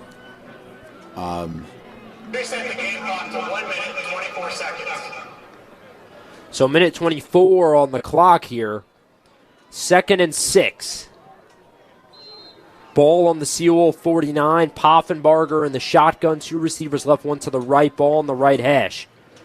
Handoff Woodall. Past the 50. Past the 45. Up the sideline. Being dragged down a couple extra yards to the 36. Gain of about 15 yards there. That's going to be another Albany first down. 1:18 and rolling here in the second quarter. Poffenbarger, 2 receivers either side. We're going to get another timeout. Now, correction, it's going to be an official timeout and a review. Once again, unsure of the review, but now we have to take into consideration this could be a targeting review here. That would be an absolute killer for Stony Brook. That would put Albany really inside the red zone, and they would be able to burn a lot of clock and possibly put up a touchdown right before the half ends. So something to look out for. But again, they just say officials review, so we don't exactly know what they're reviewing. Possibly an unnecessary roughness. Didn't see any helmet-to-helmet contact. The view they showed on the Kehoe family scoreboard was the one from the typical view where they broadcast all football games, that high-angle side-by-side view. There is no targeting on the play. That, again, was the review. Officials have been, today, Phil, calling that very tightly. Already 2 reviews along with an ejection on the side of Albany because of targeting. So players, again, it's a fast sport, but they're really going to have to watch out with this officiating crew, especially with the consequences if you are found guilty of a targeting call. Yes, I mean, the refs are there to protect the players, so that's a safety issue, and I'm all in favor of it. 2 receivers either side. Ball almost picked off, and it's caught at the 25-20. Making a move inside the 20, out at the 16. What a throw from Reese Poffenbarger. Had his man, call it number 17, I believe, Jordan Ray, and that ball was fingertips away from being picked off, Phil. I mean, it looked like that was Walensky Nicholas trying to make a play. Poffenbarger somehow fits it in along the left flat. What a nice play by the quarterback. What a nice throw, because let me tell you something. It was in a split second less, it was slower. That would have been a Stony Brook touchdown. No doubt. Play action fake. Poffenbarger has it looking end zone. Hicks, did he bring it in? I think he did. It's going to be an Albany touchdown. With 53 seconds left on the clock, Julian Hicks hauls in his 7th touchdown of the year. The 6'2", 201 grad student out of Cleveland, Ohio, the Akron transfer, having a couple big games. 2 catches for 13 yards last week, but before then had back-to-back 100-yard receiving yard games. Extra point from Opaco here with 53 left to go. 11 plays, 75 yards, burning off 4:04 from the clock. Extra point is good. 24-13, Albany lead with 53 seconds to go in the half. Another slant over the middle, in which the cornerback did not have any help over the middle. He needed help. You know, it's very difficult. Just picture this. You're guarding a guy, and to the right is the end line, the out of bounds, and to the left is the middle of the field. And if he's running right at you, and he decides that he's going to go right to the defender's left, the defender cannot get in front of him. A slant is designed so that the defensive guy is behind the receiver. So the only way to defend that is by getting closer to the line of scrimmage and bumping the guy, putting your hands on him, and making it more difficult for him to get inside position on you. Yeah, no doubt. And Hicks, 6'2", 201, he's got the prototypical size, Phil, kind of the basketball analogy, able to box a guy out, get in front. Squib kick here from Alpaco is going to be fielded and covered by Nick Capizzola at the 27-yard line of Stony Brook. Timeouts. We have one timeout? One timeout. So Stony Brook has one timeout. Albany has all three. So the other thing that comes into play is Albany can burn some of their timeouts in an opportunity to try to give themselves a chance to get into field goal range before the half ends if Stony Brook is unable to move the ball. Here comes Darren Bryden once again. Bryden, 10 of 16, 86 yards. Nothing crazy, but again, hasn't turned the ball over. Ball on the right hash, two receivers left. Handoff Dempster up the middle to the 30, diving forward to the 31. Clock rolling here, so Stony Brook electing to take this into the half, essentially, and Albany with all three timeouts, not looking to burn one here. Gain of 3 on first down, 2nd and 7.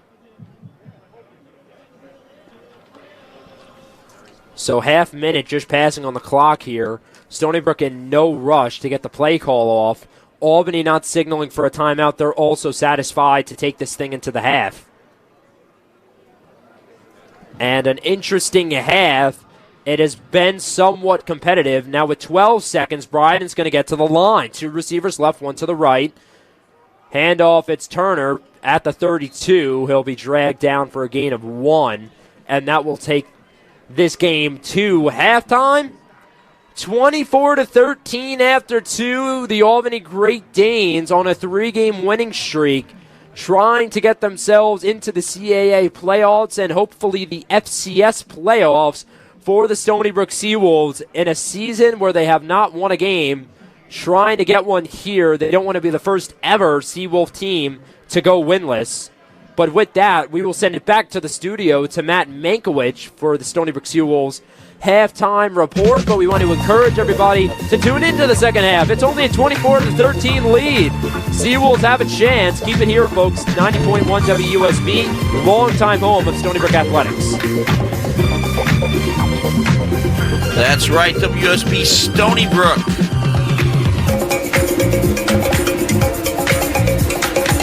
The voice of Stony Brook University and the voice of Stony Brook Seawolves Sports. WSB.FM/sports for the latest, but what we're broadcasting this year now, but we do have some scores to share with you as we take a look at the CAA. And before I do that, I will preface this with the fact that there is a bit of a logjam going on in the CAA as far as football is concerned.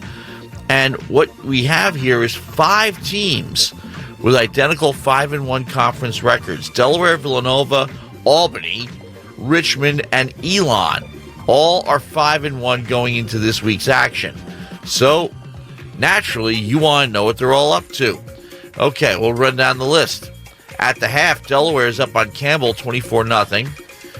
Meanwhile, among the other 5-1 teams, of course, Albany leads Stony Brook 24-13, as Matt Kearns just said. But Villanova leads Towson 24-0 at the half. And Richmond and Elon, both 5-1 teams. Well, Richmond has the 7-0 lead on Elon with 7:03 left in the first. Other scores, Rhode Island leads North Carolina A&T, who are winless in conference, but did manage to eke out a win non-conference. So they're slightly better off than the Seawolves. well, that was the Penn alma mater, which is also the Imperial Russian national anthem. That's another story. Told you that on the sports section. Anyway, continuing on with North Carolina A&T and Rhode Island. Right now, Rhode Island a 17-10 lead. That is also at halftime. And with 11:04 left in the fourth quarter, New Hampshire and Monmouth tied at 24. That's your CAA. But naturally, you'll be keeping a close eye. Now, the other thing I want to note about the CAA is that this is game number 8 for the Stony Brook Seawolves in conference. So their season is done after this one. So that's why this is their last chance to get a win, as Matt Kearns explained earlier. However, there is another week left of CAA football for the rest of the conference. So that 5-1 logjam that we have, 5 teams with 5-1 records, won't last forever naturally, but there's still more to go because Villanova and Delaware square off next week, okay, for the regular season championship possibly. Richmond takes on William and Mary, okay, among the 5-1 teams. And Elon gets Hampton. And Hampton, don't sell Hampton short. Hampton's 5-4 and 3-3 in conference right now. So going into today's action. Lots of interesting stuff going on. Okay. Another interesting game. Start of the third quarter. Third-ranked Michigan visiting number 10 Penn State, and they are up 14-9. Why is this so interesting? The main reason why Jim Harbaugh is not coaching. He was handed a 3-game suspension Friday by the Big Ten as punishment for Michigan being found to have violated the conference's sportsmanship policy by using advanced scouting to steal opponents' signs. In response, attorneys representing Michigan and Harbaugh filed a breach of contract complaint Friday night, asked the judge in the state to prevent the Big Ten from imposing the suspension. An in-person hearing for the temporary restraining order is scheduled for Friday at 9 a.m., and this is a little out, Friday at 9 a.m., next week. So, in the meantime, he's allowed to coach the team during the week, but cannot be at the games. So, the ban covers the final 3 games of Michigan's regular season, which are at Penn State, as the game is going on right now, at Maryland, and at home against Ohio State in the Big House. Offensive coordinator Sharon Moore is serving as the acting head coach right now. Prior to Saturday's game, A.D. Ward Manuel issued the strongest statement for Michigan regarding the investigation into illegal sign stealing. You may have removed him from the sidelines, but Jim Harbaugh is our head football coach, and so on and so forth. Not going to go into it too far because they still have other scores to cover. So, what are those other scores? I shall tell you. In the top 25, busy day in college football as every Saturday in the fall is. We do have, well, first of all, I'm just looking for the overall scores here because I think ESPN just went on the blink because I have no scores. Well, that's next week. Get the correct one. There we go. 17-9, as I said, Michigan in the lead with 12-11 left in the fourth quarter. 7-18 left in the third. 8th-ranked Alabama, a 28-14 lead over Kentucky. 16th-ranked Kansas leads trails Texas Tech 13-7 at home with 9:39 left in the fourth. End of 3 at Tulane, and the Green Wave, 23rd ranked, leads Tulsa 21-13, but they will open the fourth quarter with the ball, Tulsa. Colorado with the ball right now with 3:18 left in the first, tied with number 21 Arizona at home, 7 apiece. 3 p.m. kickoff for Baylor and number 25 Kansas State. Miami gets number 4 Florida State on the road at 3:30. 18th ranked Utah visits number 5 Washington also at 3:30, same time for 13th ranked Texas and 14th ranked Mizzou. 15th ranked Oklahoma State is at Central Florida. Rutgers visits number 22 Iowa, and at 5:30 Stanford gets number 12 Oregon State up in Reser Stadium, I should call it, not Beaver Stadium. Ole Miss, number 9. They get number 2 Georgia in Athens at 7. Same time for 17th ranked Oklahoma hosting in Norman against West Virginia. Top ranked Ohio State gets Michigan State at home in the Horseshoe at 7:30. 7:30 also, number 7 Texas visits TCU, the Horned Frogs. Also at 7:30, 19th ranked LSU host to Florida. Number 24, North Carolina. They host Duke at 8. Kearns Stadium in Chapel Hill. It's a football game, not a basketball game. Rivalry just as intense. Out on the coast, 6th ranked Oregon. They will take on USC. Again, 10:30 kickoff. One final in top 25 from Thursday. Number 11, Louisville beat Virginia by a score of 31-24. Just a touchdown. So, Week 10 in the NFL. We already have one game in the books on Thursday. The Bears beat the Panthers 16-13. But the locals in action, both on the road. The Giants, they are going to be in Dallas to take on the Cowboys, and we know what the Cowboys did to them in Week 1, embarrassed them.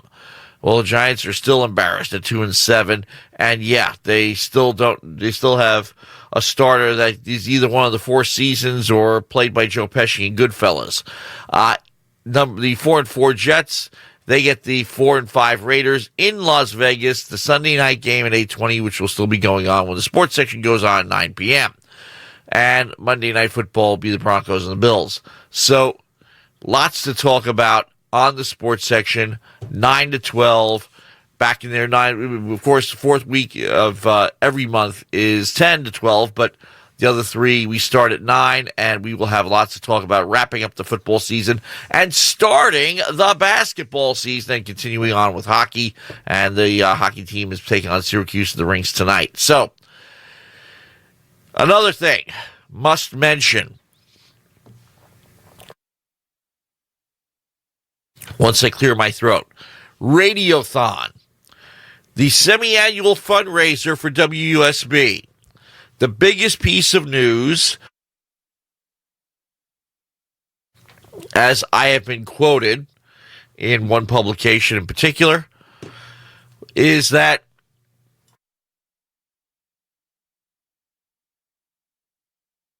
you now know WUSB is back at full power.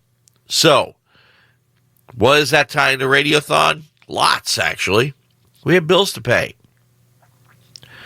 We pay rent on the tower where our transmitter, our antenna, and our transmitter is located.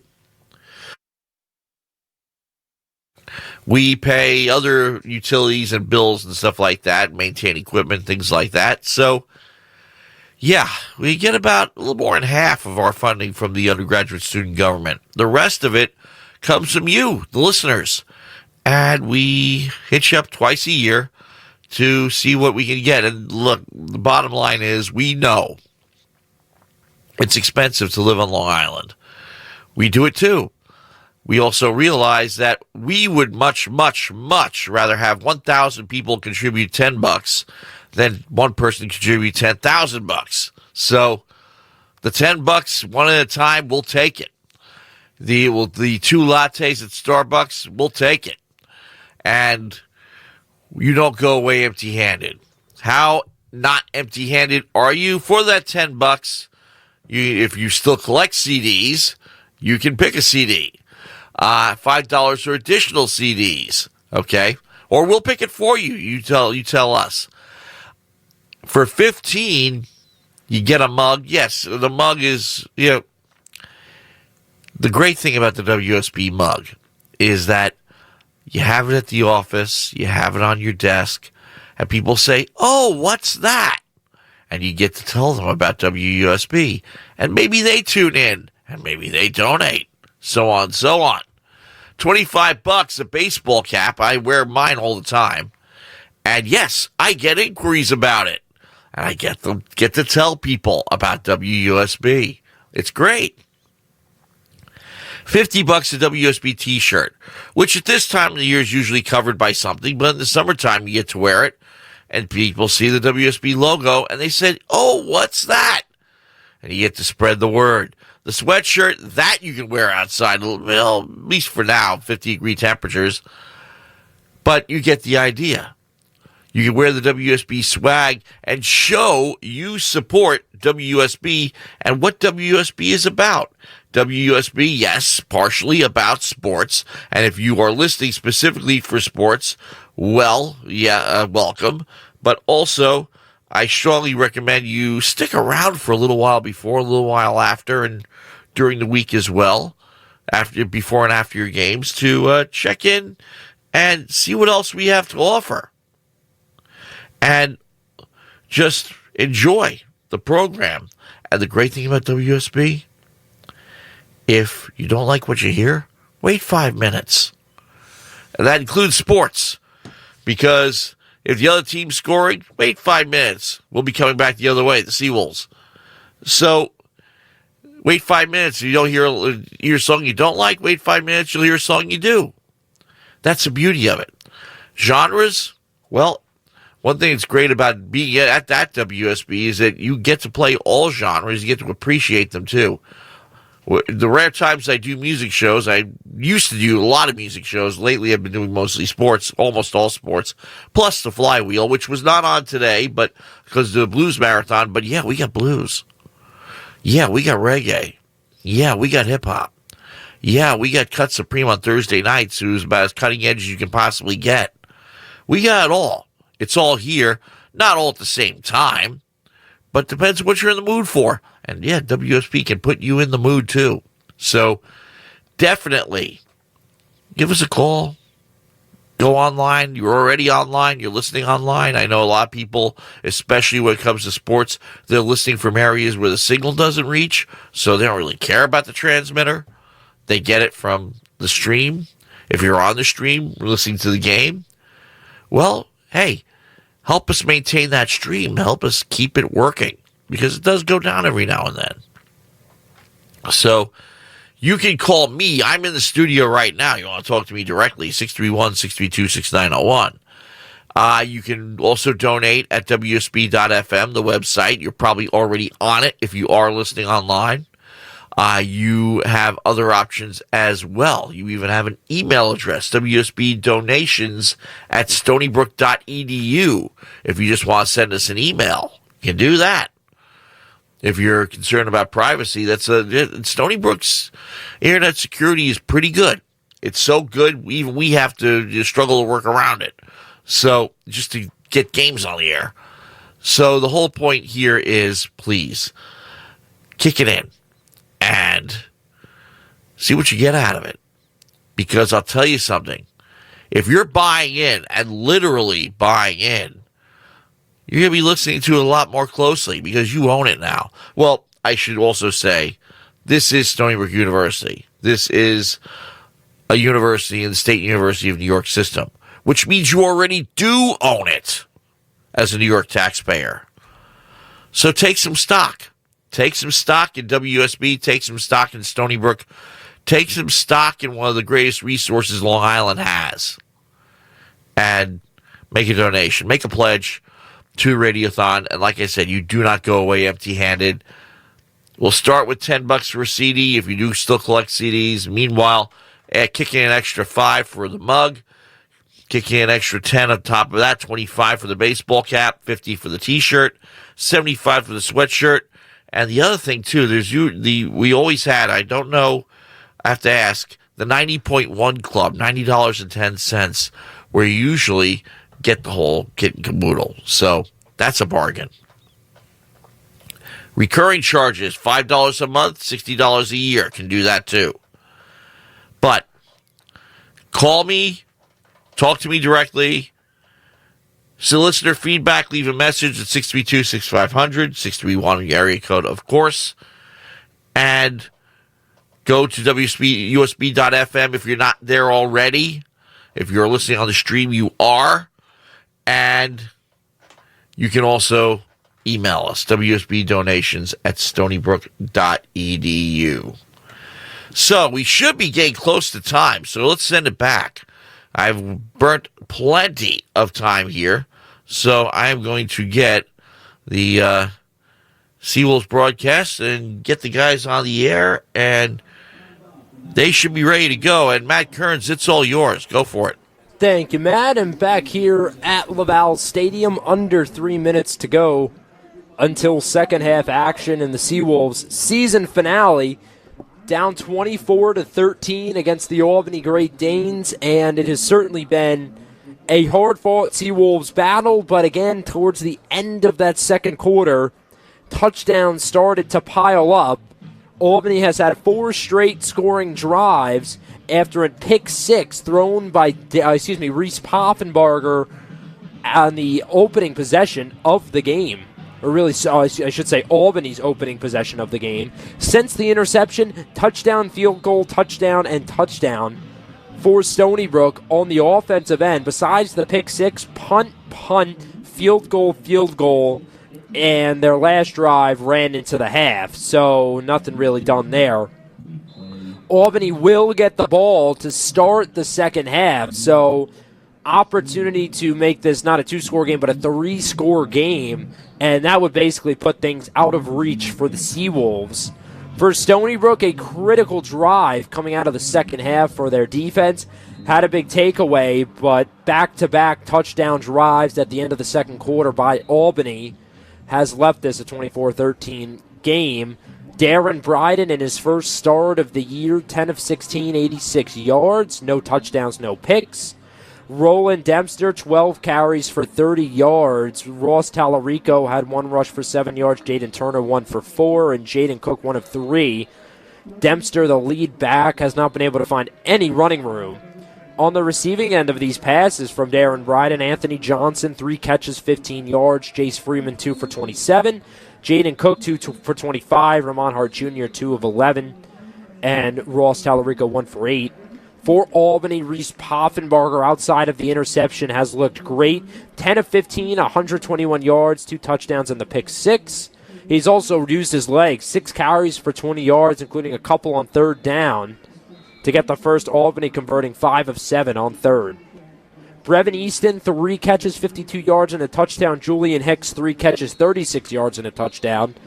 Griffith Woodell, the lead back for Albany, 13 rushes, 86 yards, and a touchdown. He also has 3 catches out of the backfield. So it's really been a 4-man offense between Woodell out of the backfield, Brevin Easton, Julian Hicks, and then obviously Reese Poffenbarger using his legs. But outside of that, not a ton of contributions from any other players on the offense. Good thing for Stony Brook, they have not allowed an Albany sack, and we talked about Albany being able to get pressure, one of the best, arguably the best defensive line in the entire country. Haven't gotten home yet against Bryden. In terms of sacks, they're tied for first in the country with 33 coming into the game, and both of their premium pass rushers, A.J. Simon and Anton Junkage, haven't been able to get home.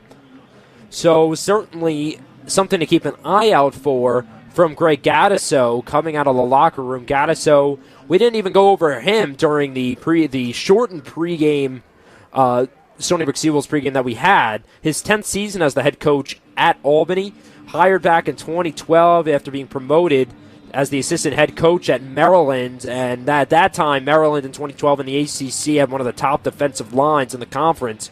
As a player back in his career, won a national championship with Penn State as a player back in 1982. He was a 12-year head coach at Duquesne. Now went 97-32 before going to Pitt as an assistant coach. He made 3 bowl appearances there. Went to Maryland and then ends up at Albany in his first year. Went 7-5. Got in the rankings for 10 straight weeks as well. Earned their first FBS win, or his first FBS win with Albany against Buffalo back in 2016, 22-16. Couple great seasons, including 2022, even though he went 3-9. Reese Poffenbarger showing he's the future of the Albany Great Dane program. And they're putting things in cruise control, 7-3 overall this year. Squib kick by Bisco to start. Hicks is going to field it inside his own 5 at the 20, making a move inside at the 25. Has some room at the 30. Gets stripped from behind at the 35-yard line. Mark him down the 34. And Hicks turning something into nothing there. Tackled by, looked like Jace Freeman. And the Stony Brook defense will come out here after giving up a nice return of about 32 yards by Levi Wentz. Reese Poffenbarger taking the field once again, trying to make it 3 straight touchdowns coming out of halftime. Ball at the 35 on the right hash. 2 receivers right, 1 to the left in the pistol. Woodell behind him. Woodell's going to get the call. at the 35, trying to get upfield past the 40, hit out of bounds hard at the 44-yard line by Walensky and Nicholas, but a nice run of about 9 yards. Call it 10. They're going to mark him out at the 45, so that is going to be a Great Dane first down. Just a simple run-off tackle. Poffenbarger getting the call here. 2 receivers either side. Woodall going to line up behind, Poffenbarger, who is in the pistol, in line right as the tight end. Woodall right up the middle at the 45, getting hit hard as he drags the defender to the 49. Gain of a 4 on first down. Yeah, the Albany offensive line is very big, and much bigger than the Stony Brook defensive line. A lot of big guys up front, a mixture. They have 3 seniors, so certainly some maturity, but a freshman starting at right tackle, Nolan Ladeleep. You also have a freshman at center, Sean Duggery. 2nd and 6, play action fake. Woodall past the 50 before making a move and being dragged down at the 47-yard line of Stony Brook. So it's going to be 3rd and 2 for Poffenbarger. We've talked about just how dangerous Poffenbarger has been with his legs on 3rd down, and he can easily scramble for a mere 2 yards here. Stony Brook's got to watch out for that. Coming out here, the tight end Renninger are going to line up in line right, along with Carter Moses, the backup tight end. They're both going to motion left, so they're going to have double tight left, a receiver to either side. Poffenbarger in the pistol. It's going to be no play action fake and wide open at the 35. He's got number 13, Brevin Easton. Called a gain of about 20 yards, and that is going to be a Great Dane first down. And Phil, they take a page out of your playbook on the 3rd and short. They throw a little play action there, and wide open is Easton, who caught one of the 2 Poffenbarger touchdowns. And they set it up where they put a tight end and a slot receiver, and so the tight end, the inside help was covering the tight end, and they ran a slant. Can't defend it. Out of the shotgun, Poffenbarger pump fakes, has to roll to his left, pressure in his face, going to launch a bomb down the right sideline, incomplete. Took a shot on the play by Chase Chalmers. Looking down the field once again, I think it was Brevin Easton, his intended target, but ball was well underthrown as he was getting wrestled down to the... Yeah, it really was. Easton, the wide receiver, had to play a little bit of cornerback on that one just to make sure that Quentin Porter wouldn't make a play on the football. Poffenbarger, 2nd and 10, ball at the 33 here. 2 receivers either side. Woodall to his left hip. Takes the snap. Looks right, throws right, has his man at the 28. Easton makes a move at the 25, up past the 20, inside the 15. Pushed out of bounds along the right sideline at the 12-yard line. That's going to be another Albany first down. And obviously the game plan for Coach Gattiso is out of the break, immediately get the ball in the hands of Easton, and you see just how lethal he is after the catch. There we go. Is another example of playing 10 yards off the ball. The guy made the catch at 5. The cornerback tried to rally, and he got by him. And when he got by him, he made like a 5-yard catch into a 20-yard catch. From the 12, draw play. Woodall is going to get to about the 11-yard line, gain of about 1. I just don't like the Adam St. Nicholas bend but don't break defense. Yeah, and right now, Albany on the verge of breaking this defense. Another touchdown. You hate to say it, Phil. I was talking about it right before halftime, just how big this drive was. Another touchdown. You hate to say it and be negative, but that essentially puts the game away early in this 3rd quarter. Yes, they got a turnover right now. So you got trips to the left here. They're going to have 3 receivers to the left of the formation, ball in the right hash. At about the 8-yard line, motioning from left to right is Wentz. He's going to come back left. It's going to be a Woodall give up to the right side, but a great play to deny him that right sideline. And he may have actually lost a yard. The captain, Aiden Kaler, came into this game with 72 tackles, and he has been a machine for the Stony Brook defense. Nice read, the former Sayville football player. I tell you, he made a great read on that and burst through the line. and made that tackle. Really nice downhill read. So here we go, 3rd and about 12. First down is at the 2-yard line. Ball all the way back on the 14 is going to be a loss of a couple on that carry. A receiver either side, Poffenbarger shot from him, but it's coming and ball deflected and incomplete. So there you go, Phil. You talked about making some defensive adjustments, and Stony Brook doing that, exactly that, bringing some pressure, which we haven't typically seen them do. That time it looked like it was Chase Chalmers coming off the edge, and I think he was the one who got his hand on the football. It's going to cause an Albany field goal attempt. And there's no gimmies at this point, with the field goal. So if they can block this or he misses it, then, no pain from that. It's no good. He missed it. I thought he missed it left. Waited for the referee to give the official signal. And there you go. John Opalco, who had only missed 3 coming into this game, misses his 4th of the year, and he had been money from 20 to 29 yards, a perfect 5 of 5. That time missing from 26. So no chip shot, like I just said, thankfully. It actually worked in our favor. Usually it goes the opposite when we say that. But there's no chip shots at this level. And he missed it. So all of that moving the football down the field is to naught. So now Stony Brook, if they can turn this drive into points, then it's a little bit more of a game. No doubt about it. A touchdown would completely change the complexion of this contest with 10:18 left in the 3rd quarter. And I believe a Seawolf may have actually blocked that. We're going to have to get the official ruling from the scorekeeper, but it looked like the ball, instead of going end over end, it almost had a helicopter spin to it as it was sailing through the air and eventually goes wide left. Nonetheless, it was big that they didn't get 3 more points. Absolutely. Again, even just 3 points would have made this thing 27-13. Instead, a touchdown for the Seawolves will make this 24-20, a completely different one-score game coming out of halftime. And for a Stony Brook team that has the worst scoring differential in the second half and in the entire Division I football landscape, getting a big stop on the first drive of the second half for your defense is absolutely huge. Can the offense, the question is, follow up and make a play to get into the end zone?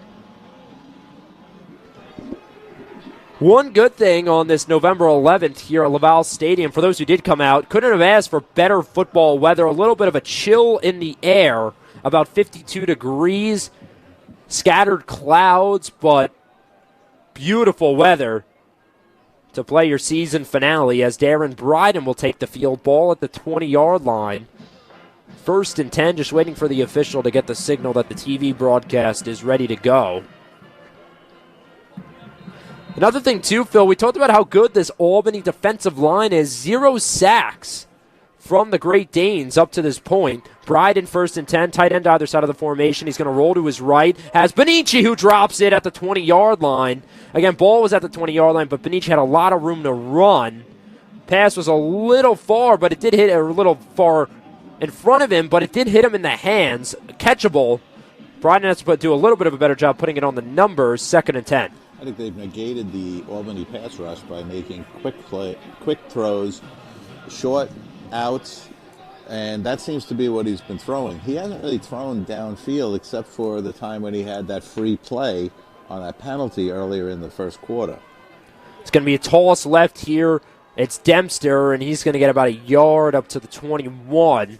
So an incompletion and a 1-yard one here, Phil, is going to set up 3rd and 9.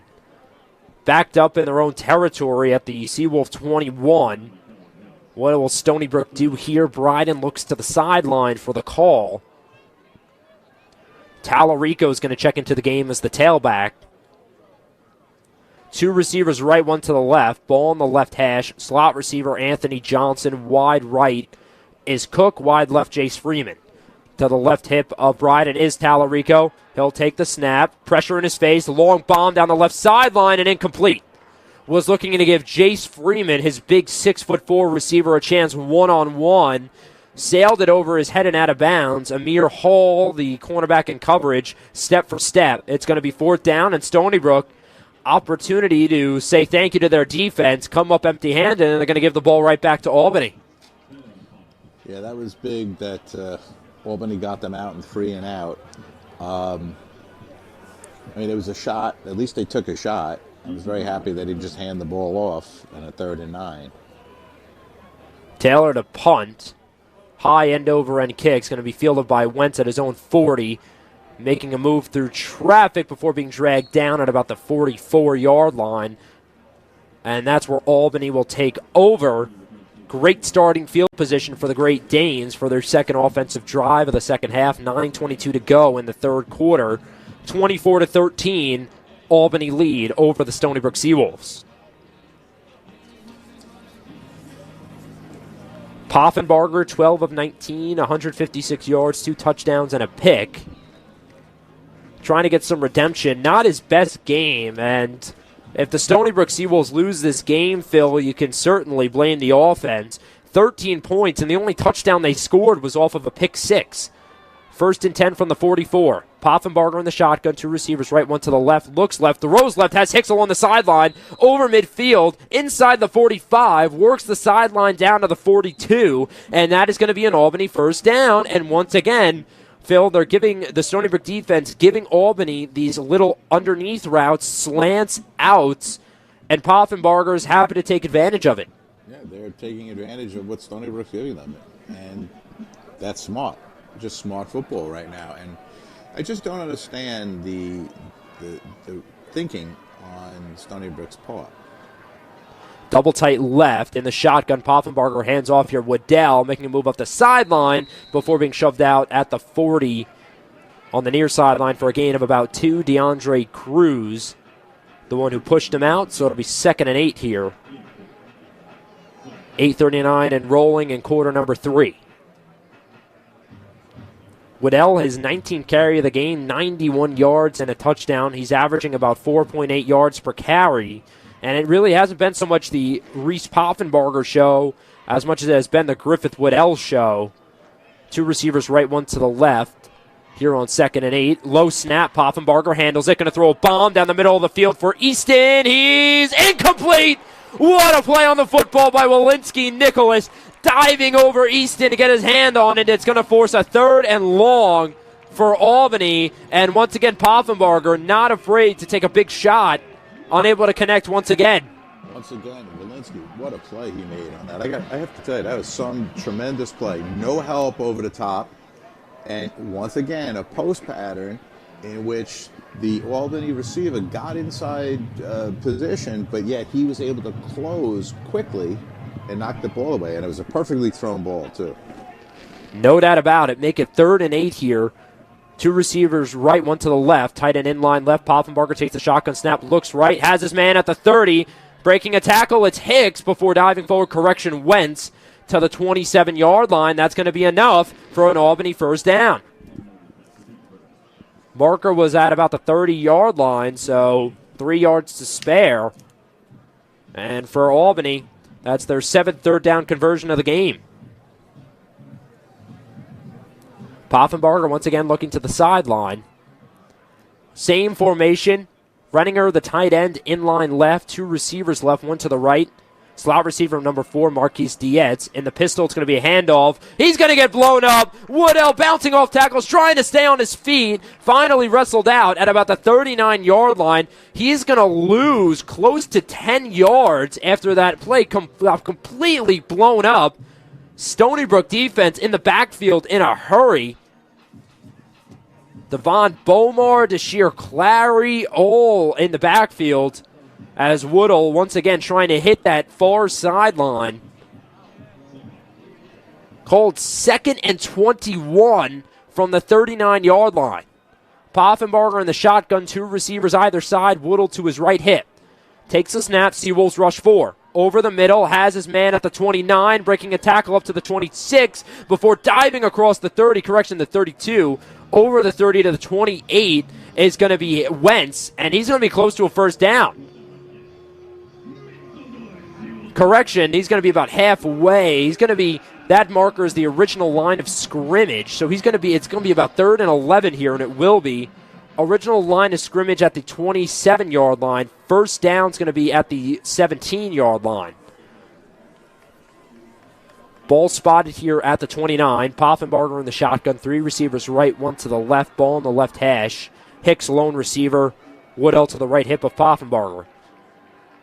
Seawolves rush forward. Poffenbarger takes a snap, steps up in the pocket, has to roll to his right, has some time to throw. Wide open in the end zone. He has a man. It's going to be an Albany touchdown. Wide open. Levi Wentz didn't have a Stony Brook defender within 10 yards of himself. A complete coverage meltdown for the Seawolves. Wide open in the back right corner of the end zone. I really don't know what to say on that one. I mean, look, you had 2 safeties back, and you had 2 guys run a route on the right side of the field, on the far side of the field from where we are. And one guy went inside, and one guy went outside, and there was only one defender. So I'm not sure what their thinking is. I don't know what the call was. They looked like they were playing zone. So it was just something was messed up, and I really couldn't tell you what it is. 7 plays, 56 yards. Poffenbarger's 3rd passing touchdown of the game. And for Stony Brook, that may very well do it. Down 31-13 with 6:03 left in the 3rd quarter. And you hate to write them off so early, but they have never shown any signs this season of being able to come back from a big lead. And again, halftime adjustments have really come into play, particularly for Albany on the offensive side of the ball, getting things to click. On Stony Brook's side of things, they have essentially not done anything. We went over their drive log, and we'll do it again here, but Stony Brook back-to-back field goals in the middle of that 2nd quarter, but they had 2 punts to start the game, the 2 field goals, a drive that lasted only about 52 seconds that they ran into the half, and then a punt. I mean, the drives have been few and far between. Albany has been dominating time of possession. It's been 22, almost 23 minutes for Albany, only 16 minutes for the Seawolves. So Albany in full control here, dominating ball control, and the Stony Brook defense is, Phil, just simply having trouble getting themselves off the field. Well, blown coverages, that shouldn't be happening by the end of the season. In the beginning of the year with the new defensive coordinator, I gave them a lot of slack. There was a lot of confusion on defense, but now I don't understand it. Albany was not in any particular different formation that would cause confusion on the part of Stony Brook. I really can't tell you what that play was. I mean, to let a guy go, meaning that the cornerback thought someone else had him. So there's some kind of miscommunication, some confusion, and if that's a coaching problem, I'm not sure. Yeah, no doubt about it.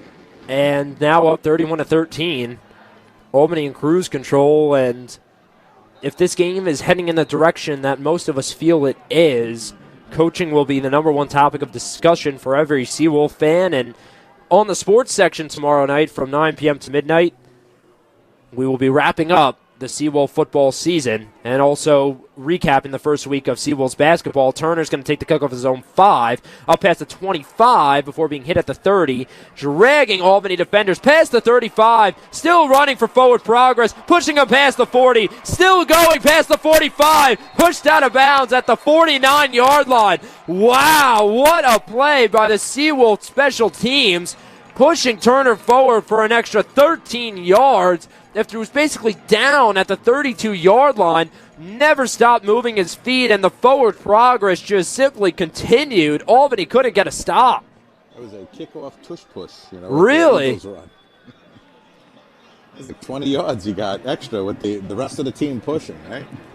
Yeah, and any little thing for the Seawolves offense and team as a whole to hold on to for hope for what to play for, other than it being the last game of the season, But here's Bryden in the shotgun. 3 receivers left, 1 to the right. Ball on the right hash at the Seawolf 49. Takes the snap. It's going to be handoff. Dempster up the middle. Past the 50. Slicing through down to the 46. Call it the 45 of Albany. Gain of 6 on first down. It's kind of shocked that they haven't used Cal Redmond enough. He's a big guy, good hands. They haven't looked at him a lot. And I thought they would look to him a little bit more this year. Yeah, no doubt. Cal Redmond hasn't seen the ball a ton, especially down the stretch here of the season. Second and 4, Dempster another handoff, and he is spun down a yard short of the marker down at the 42-yard line of Albany. First down's at the 41. Brydens looks to the sideline for the call once again. 3rd and short here. Seawolves up to this point on 3rd down, 4 of 9. 2 receivers left, 1 to the right. Ball on the right hash. Redmond in line right. Bryden takes a snap, looks left, throws left, has Johnson at the 38. Nice pigeon catch between Bryden and Johnson. That'll move the chains for the Seawolves. Then taking a page fill out of the Albany playbook. The short passing game works out on 3rd down. You got to throw the ball at this point. I mean, about 4:22 left in the 3rd quarter. And, 3 touchdowns. Got to throw the ball. Yeah, no doubt about it. You might as well take your chances now. You're not going to have another opportunity to this season. Play action fake. Bryden rolls to his right. Going to check it down. Benici at the 38. Past the 35. Up the sideline before being hit at the 32. Push backwards, but that's where he'll be marked down. That'll be a gain of about 7 yards on first down. Nice play by Benici there. Bryden, another design rollout. And Phil, that is something that we never really saw with Casey Case. We're more seeing it with Darren Bryden, these design quarterback rollouts to be able to get Bryden in space to make a throw. I think it's very, very valuable and very powerful to do this because it allows for receivers to get open. And, when you're moving, you're seeing the field pretty good. You're not stuck in the pocket being blitzed or so on and so forth. So I think it's been smart. Bryden under center, toss right. Tallarico going to chuck back to Bryden at the 45. He's going to look to throw under pressure, rolling to his right, throws a bomb down the right side. He's got Tallarico at the 15. Inside the 10, he loses the ball, and Albany's got it. Unbelievable. What a great play. Oh, my God. The Albany Great Danes, after an unreal trick play from the Seawolves, Ross Tallarico, who's been Mr. Reliable this entire season, didn't have a negative carry in terms of running the ball until last week, coughs the ball up, and the only hope you can have as a Stony Brook Seawolf fan is that Tallarico was down. And they're ruling it a first down on the field, and that's going to be the call, it looks like. No review. And you have to appreciate, Phil, at least the trick plays are coming out. You hate to see in such a critical moment because that really would have put a different look on this game for Stony Brook, that they've never really had a second-half response. It would have kept things somewhat competitive. Albany actually sniffed it out, and Bryden made a great play by getting away from 2 guys and then hit the open receiver. And what a great play. It was really a great play by Bryden. And it's just very tough luck to fumble because they could have scored here, and they needed that. It was really a heartbreaking play. Yeah, give credit, first down carry for about 6 yards for Albany. They were spotted all the way inside their own 5. With that carry, they are now able to get themselves up to the 11-yard line. Give credit to Bill Hackett, one of the starting quarterbacks, who dislodged the ball and recovered his own fumble. Poffenbarger back to throw. He's going to be sacked inside his own 5. Taylor Balesta getting home. A couple other Seawolves involved. It's going to be 3rd down. And the Stony Brook defense, even with the score, Phil, not going down without a fight. Oh, it was pretty good. I mean, Ellie rushed 4, and they got to him. So, And a lot of times the sacks come from coverage, and they basically had guys covered. The secondary had guys covered, so it was really a coverage sack. He couldn't get rid of the ball. So here we go, 3rd and 12 at their own 6. Poffenbarger takes the shotgun snap under pressure, rolling to his right, has to be careful. Throws back middle of the field, has his man at the 17-yard line. Correction, 16. And he's going to be about a yard short of a Great Dane first down. What a play by Poffenbarger, rolling to his right. Julian Hicks was the one who caught it. Not sure. It's going to be first down. Oh, they're going to give it to him. It looked like he was about a yard short, but they're going to spot the ball at the 17, which is where the first down was. It looked like he was down at the 16. However, we mentioned Hicks' size. He's 6'2", over 200 pounds, and he's able to use that frame and extend. Handoff, here we go for Albany, up the right side, past the 20, down at the 23. Another running back in the game, Faisal Aiden, the Utah transfer this year, 89 carries, 375 yards, 2 touchdowns. He walked on to Utah back in 2019 where he redshirted, transfers to Albany this year after a couple seasons with the Utes, and he's had a phenomenal career so far, back-to-back 100-yard rushing games this season, and he has been a very nice complimentary back to Griffin Woodell. 2nd and 5, 30 seconds left in this third quarter. Ball at the 22, 2 receivers left. Poffenbarger, they're going to try to set up a screen here with Easton. Past the 24, bumped out of bounds at about the 25-yard line. Gain of only 2, so that's going to set up 3rd and medium here. And Albany will most likely let the clock run out on the quarter, up 31-13. And that is what Poffenbarger and Coach Greg Gattiso will decide, that this third down play will take place in a couple minutes. 3 quarters down, 1 more quarter to go in the 2023 Stony Brook Seawolves football season. Down by 3 touchdowns at Lavalle Stadium. And Phil, 1 more quarter to go. We saw some trick plays on the offensive end. At this point, I'm sure the coaches, the players, everybody is saying, blanket, let's just go out there and give our all. What do you have to lose? Not really much of anything. So I'm sure we'll be seeing a lot of trick plays and, again, maybe some selfish plays from players. But at this point, being 0-9, it's better than what we've been seeing from the Seawolves through the last 2 months. And it also makes it fun for the players. I mean, nobody likes to lose. The coaches, the players, us, the fans. It's hard to watch. Nobody likes a team that's pretty much getting beat up every game. So you like to see something positive, and the players themselves doing stuff like that, those trick plays. I mean, really, Albany snuffed it out. Bryden made a great play in getting the ball off, but I think it's good, and hopefully they'll continue to do this on this next time they get the ball. Yeah, hopefully they can get a big stop. And again, only 1 quarter to go, and down 31-13. Not a ton you can do, but a third down stop would keep things competitive. And we're just waiting for the media timeout to expire here at Lavalle Stadium. Poffenbarger and crew taking the field once again. And on 3rd and short here, Phil, it'll be interesting to see what Albany dials up, but particularly what Stony Brook dials up.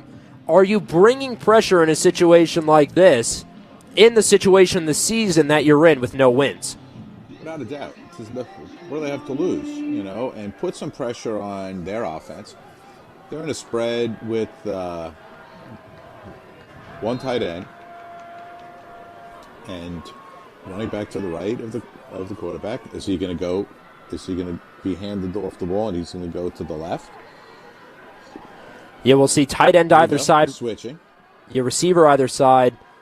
Aiden goes from the right hip to the left hip of Poffenbarger. He gets the call up the middle, trying to bounce forward, and he does, but he's going to be a yard short at the 28. First down was at the 29. Got tripped up from behind. Not sure which Seawolf got in there. So it's going to be 4th and about 1. And Poffenbarger was saying out there, was not happy that he's going to be called off the field, but he will be. Albany's going to be forced to punt. For Albany.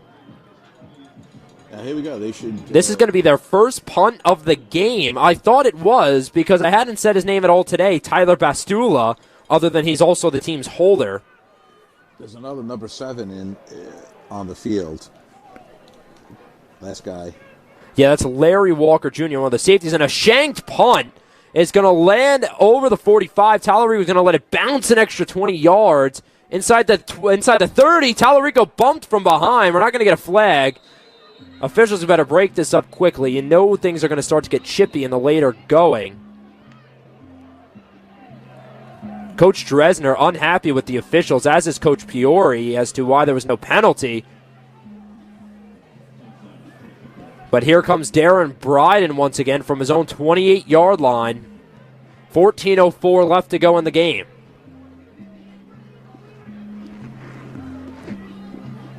Did we get any word on Casey?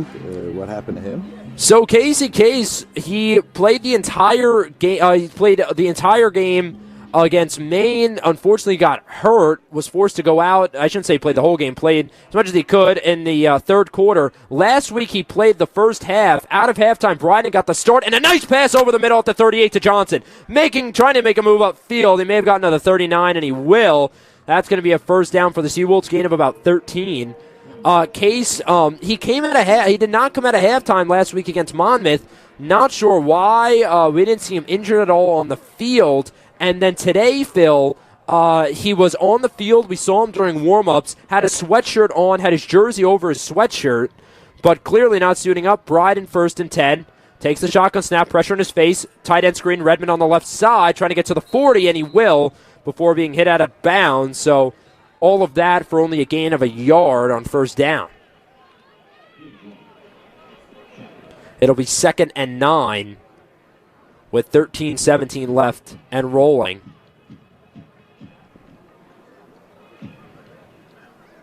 And unfortunately on that screen, didn't look like Redmond was able to get a ton of blockers out in front of him.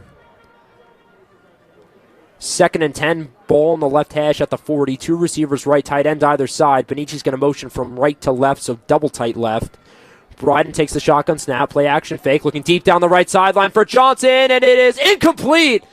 A ball that Johnson probably should have had, and he was really trying to thread the needle there as one of the safeties looked like it was number 19, Isaac Duffy, who was going to make a play on the football, was just a little late, and it was a throw that Johnson probably should have caught. It was a dangerous throw, but Phil, it looked like Bryden threaded the needle. I don't think Johnson was quite expecting it. I think that Johnson heard footsteps. He saw that guy coming, that safety. I think if he would have caught it, it would have been a pretty big collision. So I think he had kind of had his eyes up, and his eyes went off the ball.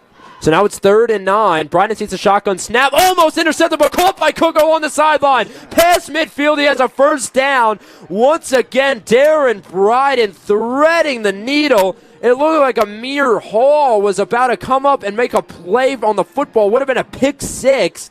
Misjudges it. Jaden Turner, the intended receiver. Oh, and he just missed it.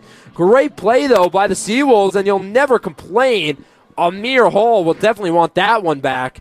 Nonetheless, it is going to be a gain of over 10 yards and a Seawolf first down at the Albany 48-yard line. Bryden in the shotgun, one receiver wide right, and it's going to be handoff off the middle to Dempster, who's going to get to the 46, pushed down at the Albany 45. Gain of 3. Taking some chances, that was a dangerous play in which Johnson almost could have got killed if he caught that ball. But look, you got to take some chances. You're in no position to be playing it safe anymore. And that last out, the Albany cornerback just missed it, but they have to take these chances at this point. Yeah, give credit to Bryden. He has been threading the needle. Here on 2nd and 7, 2 receivers right. Double tight right as well. Play action fake. Bryden, a lot of time to throw. He's going to step up in the pocket, looking to throw. He's just going to chuck it out of bounds, not seeing anybody open downfield, making the smart decision. So that's going to bring up another third down for the Seawolves with 11:33 left to go in the game.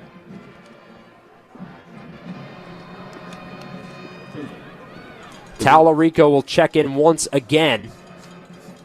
I like that they're doing different things offensively now that they've been losing. I kind of wish they should have been doing this all along. Yeah, no doubt about it. I mean, you don't want to take those cross-field passes and take those types of chances, but you want to just change things up. Two receivers either side. Redmond's going to motion from left to right. They're going to look his way. Correction, that is Hart making a move at the 40, past the 37, and down at the 36-yard line, and he'll have enough for a Seawolf first down. Like, that play was great. They were in twins. They motioned to trips. Okay, motion to the twins, which made it trips. Albany didn't react, and the guy was open. So there we go. That's what you got to do.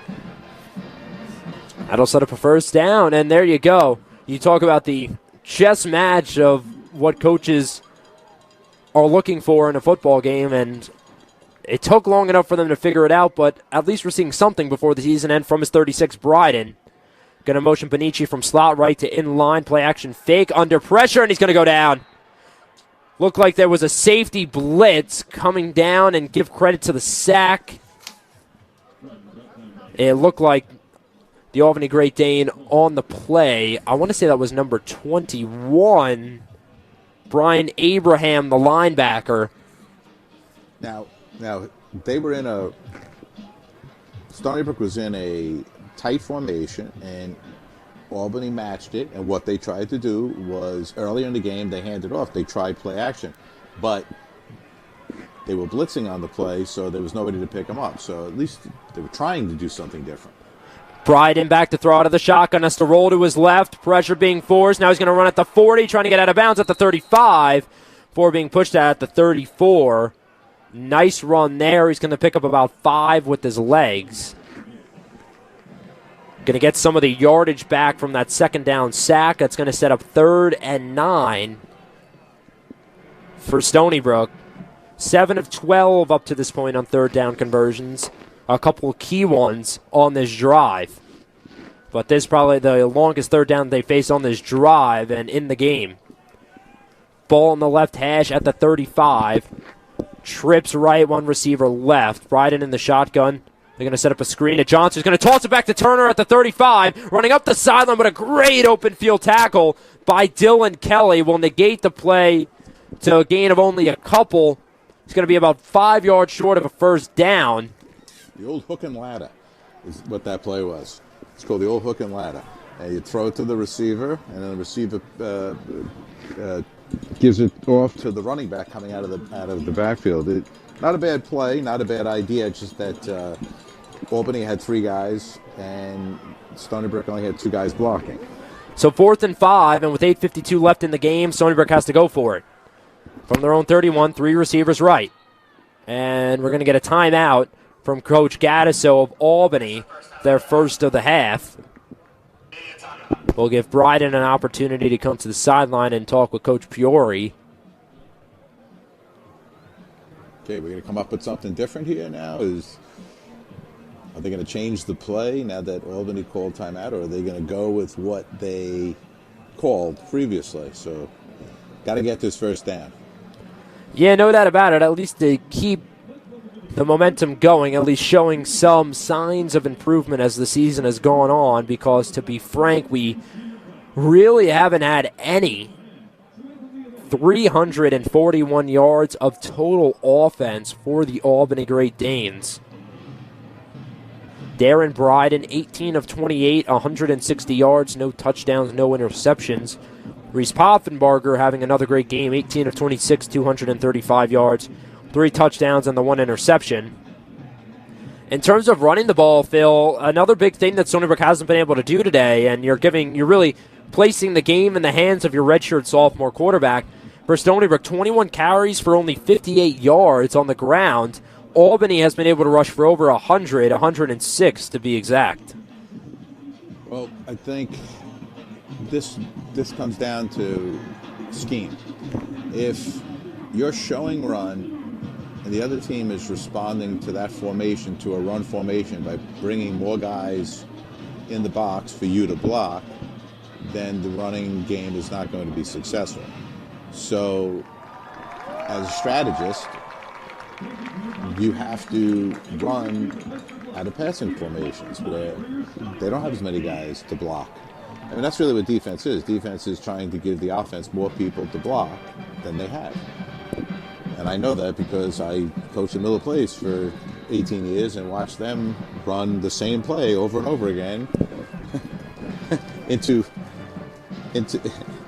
a defense that had more guys to block than they had, and they refused to change.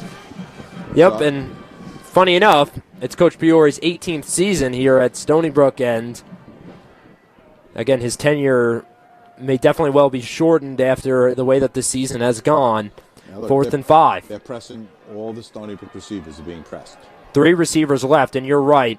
Albany showing blitz, and they're going to get an offside penalty or possibly a false start. Albany is pointing to the Stony Brook offensive line, and they're now pointing back, so somebody knows that they're guilty. Not sure.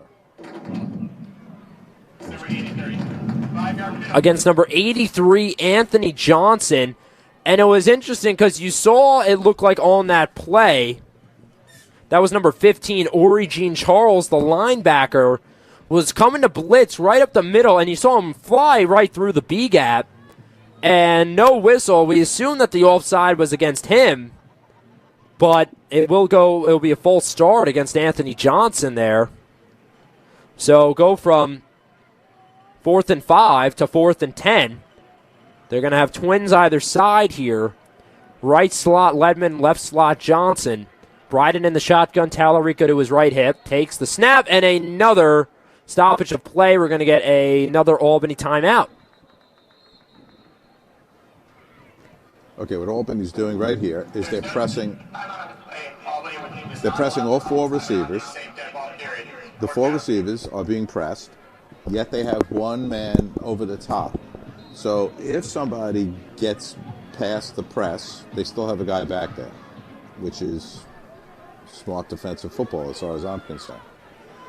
And they need 10 yards, so the offensive line needs to block to give the guys open time. Same formation, shot down the right sideline. Freeman has it at the 11-yard line. Jeez, Freeman, what a catch. Over the top of Kayvon Angry. And Freeman going to get the Seawolves in the red zone. Opportunity to punch it in with 8:30 to go in the game. And the shot play, Phil, it finally pays off. Freeman able to box his defender out and make a huge catch. Yep, it was the only play available. Everybody was pressed, and he threw a nice fade. This time he was able to get separation, the receiver, from the defender, and he was able to make that catch. Nice play, nice call by their coordinator. Bryden on a design quarterback rollout, able to hit Redmond at the 10-yard line for a gain of a yard. So that'll set up 2nd and 9, called 2nd and 8 from the 10-yard line. Bryden looks once again to the sideline for the call.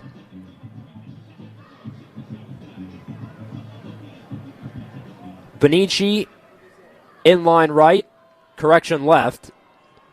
Johnson in the left slot, lone receiver to the right of the formation is going to be Freeman. Wide left, Cook, motioning from left to right is Johnson. They're going to pitch it to him, and he's going to look to throw, nowhere to go, and he's just going to chuck it into the dirt. A little end-around scheme where Johnson came behind Bryden and got the ball, and it was going to be a design throw.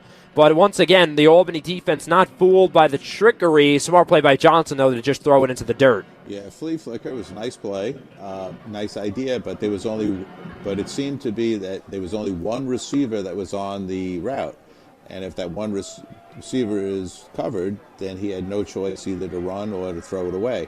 They needed to put somebody else out there to give him choices. So now it's going to be 3rd and 8 from the 10. 3 receivers left, 1 to the right. Bryden under pressure, and he's dropped. Antoine Junkage, who came into the game, and they're going to say he fumbled it. Unreal. Junkage jars the ball loose. Great call, Phil.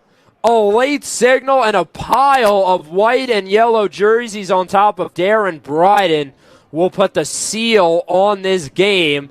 The Stony Brook Seawolves are looking to go winless here for the first ever time in this entire program's history. Number 41, Nick Capozzola for Stony Brook has been lining up at defensive line. They have him on the roster listed as tight end, and that's where we saw him a lot. This time he is lining up as a defensive tackle. Off the turnover, Poffenbarger in the shotgun. He's going to give it to Woodell, and he's going to get to the 15, 20, 25 before being pushed out of bounds at the 26. But going back to the fumble, Antoine Gencage, who we mentioned, 11 sacks, his 12th of the year, which should, and again, we'll have to see the other stats, but possibly will lead FCS. Albany has the second and third sack leaders in the entire country in Gencage and A.J. Simon. And finally, on the first sack of the game for Albany, or correction, called the second sack of the game for Albany, they draw the ball loose and it's a fumble.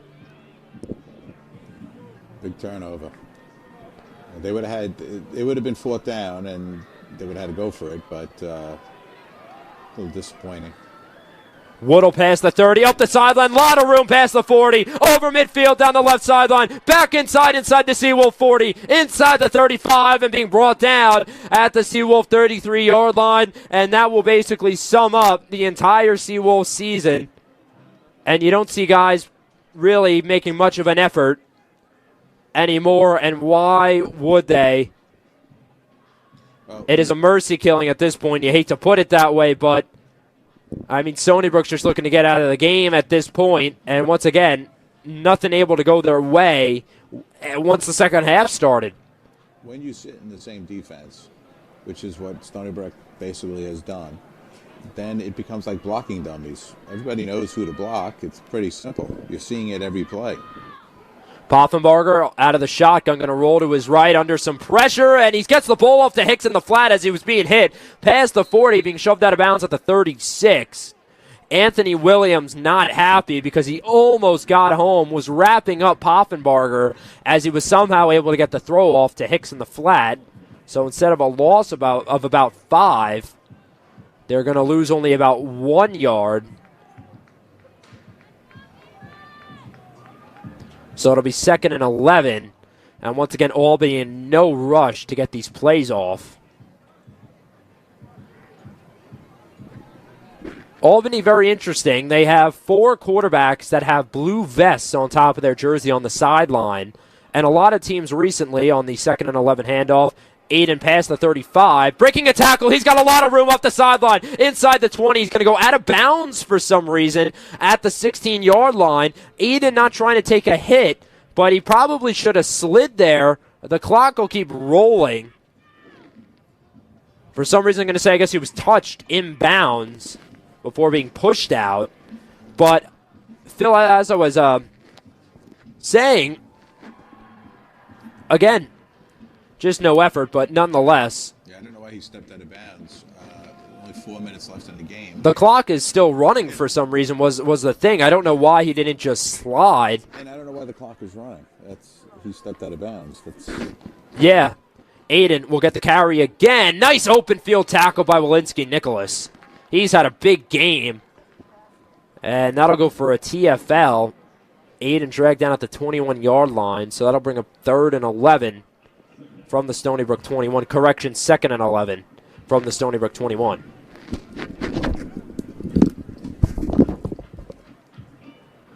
.355 and rolling in the game.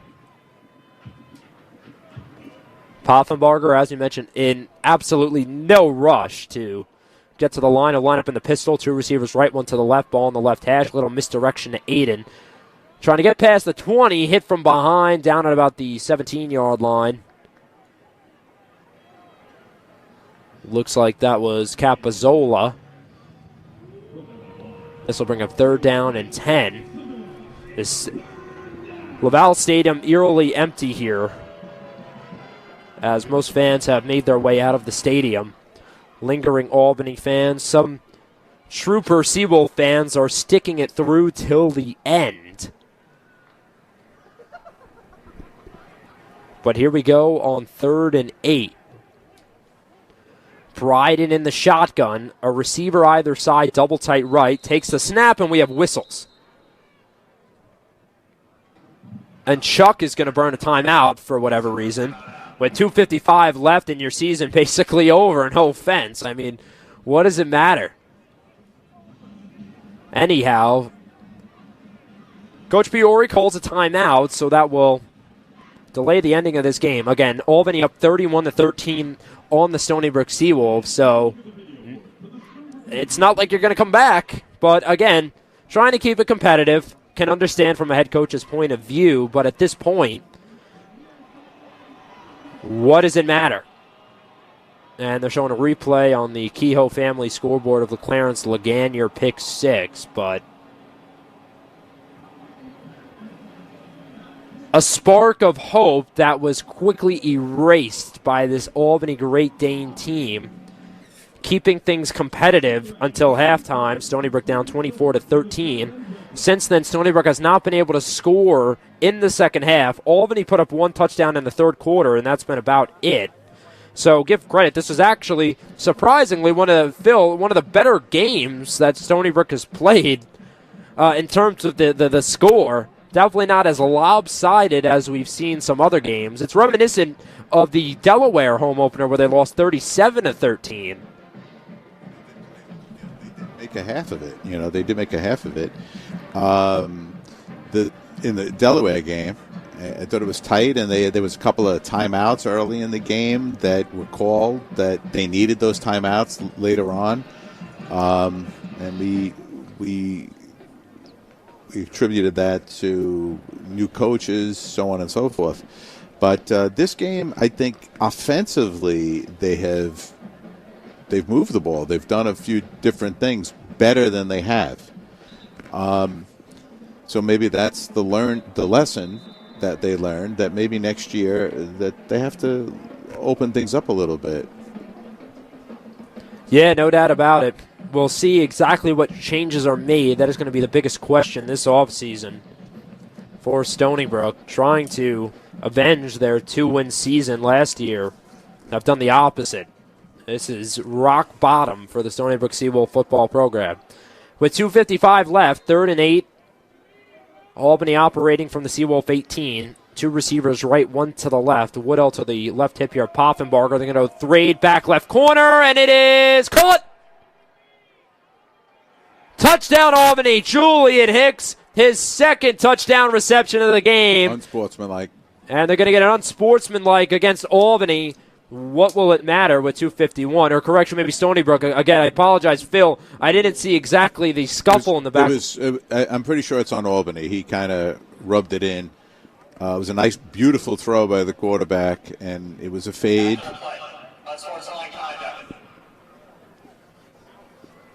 Yeah, it is against number 1. You saw the taunting. As Hicks got up, he stared down at Porter and said something. 37-13. Julian Hicks having a monster game. 6 catches, 62 yards, and his second receiving touchdown for Hicks. Call it his 8th of the year. Coming into the game, his 6 were second on the team, and now he's going to be tied with Brevin Easton with 9 apiece. Extra point, Stony Brook jumped. And what will it matter? And some of the fans that have stayed a little longer to this game starting to get rowdy, and you cannot blame them. And you hear them down low. We'll have to turn that down. And again, a couple 4-letter words that you probably can't say on radio, but again, you understand the frustration from this Stony Brook fan base. And it's going to be an offside against Stony Brook. But you understand the frustration, Phil, from the community, from the school, that this, on probably the most important sport of any school's athletic bill of all their sports teams, I think nowadays football is the most important. And for you to struggle so mightily, it's not a great look. Obviously, the football team, a big reason for why a lot of students go to whatever school they go to for that atmosphere and the camaraderie with their fellow students and with the school. And with the team that is going winless, obviously you're not really going to see that. Well, football brings a tremendous amount of money to a school. That's why in Division I football, it has been very important for a school like an FCS school like Stony Brook. It does draw some talent. Obviously, academically, Stony Brook is a wonderful school, and I have all my degrees from here, and I know it. And it's a wonderful school. It's a great school academically. The football program was great prior to COVID. I don't really know what the issue is. It definitely needs some help. It definitely needs some change, and I agree that a good football program, it brings camaraderie, it brings enthusiasm, especially when it's in the fall and you got a new freshman class coming in. Everybody wants to go to the games. So a competitive game really brings a lot of joy to a competitive team, brings a lot of joy to the school. So hopefully we can get this back eventually. A squib kick. Freeman's going to take it all the way over midfield. Apolco, with a squib kick that was fielded at about the 35-yard line and give about a 17-yard return to Jace Freeman. And the Seawolves, with 2:46 left in the game, down 38-13, will start inside of Albany territory. It'll be interesting to see. You have to assume that Stony Brook will be taking shots to the end zone at this point. Might as well try to take out as many chunks as you can to make the score look a little bit more tolerable. Again, this is by far one of the better score lines that Stony Brook has put up. Draw play to Cook. He's going to dive for correction, Jaden Turner, for about 5 yards to the 40. And called about 3 yards correction. Ball was spotted at the 43. Albany's in a cover 2, so they're not pressing the receivers. Turner's going to hand off and get to the 40. Lost the ball. Albany has it, running back the other way. Gene Charles. Gene Charles going to take it the distance. It's going to be a fumble recovery touchdown for the Albany Great Danes. It's going to be the second turnover today for the Seawolves. 41-13, and where you're talking about making the score look a little more tolerable, just got a whole lot worse with 2:10 left in the fourth quarter. I would be a little bit more enthusiastic if I was on Albany's radio broadcast, but the Seawolves are getting spanked. And again, it seems like, Phil, they run back-to-back draw plays. The sad thing is, it seemed like they were just trying to run the clock out, just trying to get out of this thing. I mean, it didn't seem like they were at all trying to at least score to make things interesting, at least have the players go out there for a reason. I mean, no offense, but a bit of an interesting play call late that I think that play call says 1,000 words about the state of this football program. Unfortunate. And Coach Fiore having a discussion with the officials. Go ahead, Phil. I really have to agree with you. I mean, it's as a fan, which we all are, obviously, you're a little dumbfounded. What is there to lose? Get guys in that haven't played that much. I don't really have an answer. I don't have an answer for handing the ball off at this point. Yeah. Isn't much to say, and it looked like it was clearly out. Couldn't tell. We'll see who they give credit to on the fumble recovery. The forced fumble, and it's Dylan Kelly, who has been a monster middle linebacker for Albany. 120 tackles coming into this game, led FCS. He was a preseason All-CAA honorable mention. Just one of the many pieces that this defense has. We've talked about just how good they are, the 10th best scoring defense in the country, the second best running defense in the country. Again, their pass defense hasn't been great. They get the most amount of sacks, 13 interceptions, is third in NCAA FCS. Red zone offense, 11th in the country, so the defense getting some key turnovers. And we're getting a review to see if Turner was down. And once again, a game that I think everybody is just trying to scratch off and get out of here is being extended by penalties and now turnovers. Here's the official call from the referee on the field. The mic is cutting out on the official. It's not our broadcast. Unsportsmanlike conduct. Albany, number 15. That will be worse for him. First down, Stony Brook. So the extra point will count. The Albany team in celebration, the touchdown counts, the extra point counts. Correction, it does not. They are taking it off. Again, the official didn't signal one way or another. And it's also going to be an unsportsmanlike conduct against Albany. So instead of it being 41-13, they have the score as 35-13, but that's not correct. It was 31-13 before that score happened. The scorekeeper for Stony Brook has to adjust that. They brought it down. Well, maybe the storekeeper is so used to putting in so many other points for the other team that he got mixed up, right? He had it wrong. There he is. Apologies, not 31. It was 38. They had it at 35. I knew it wasn't at. I knew that there was a field goal added to the touchdown total of Albany, but 38-13, 2:08 in running here in the fourth quarter. Turner was down, so from their own 25, or from the Albany 25, Dempster up the middle. He's going to get past the 25, dragged down at the 22. And another draw play. Not trying anything to make this at all interesting. Instead, Fiore and the rest of the coaching staff happy to. So we really don't know what that call was because we couldn't hear the ref. It would cut out. They said it must have been down because they negated the score. And so the running back was down. So Dempster was down. Bryden going to take a shot to the end zone down the right sideline. Is it caught? It is! Seawolf touchdown. Great.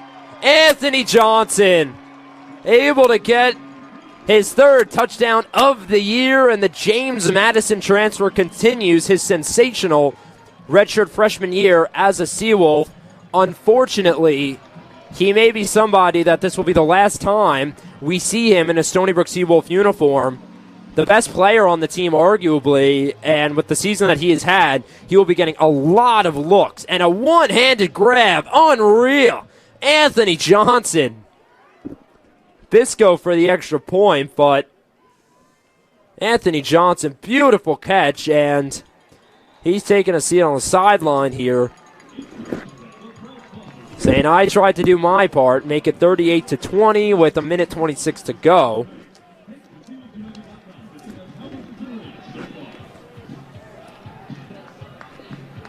But that's the other thing, that the talented players on this Stony Brook team, Phil, guys like Anthony Johnson, some guys on the defensive line. You talk about Andy Nwoku, who's been injured, right?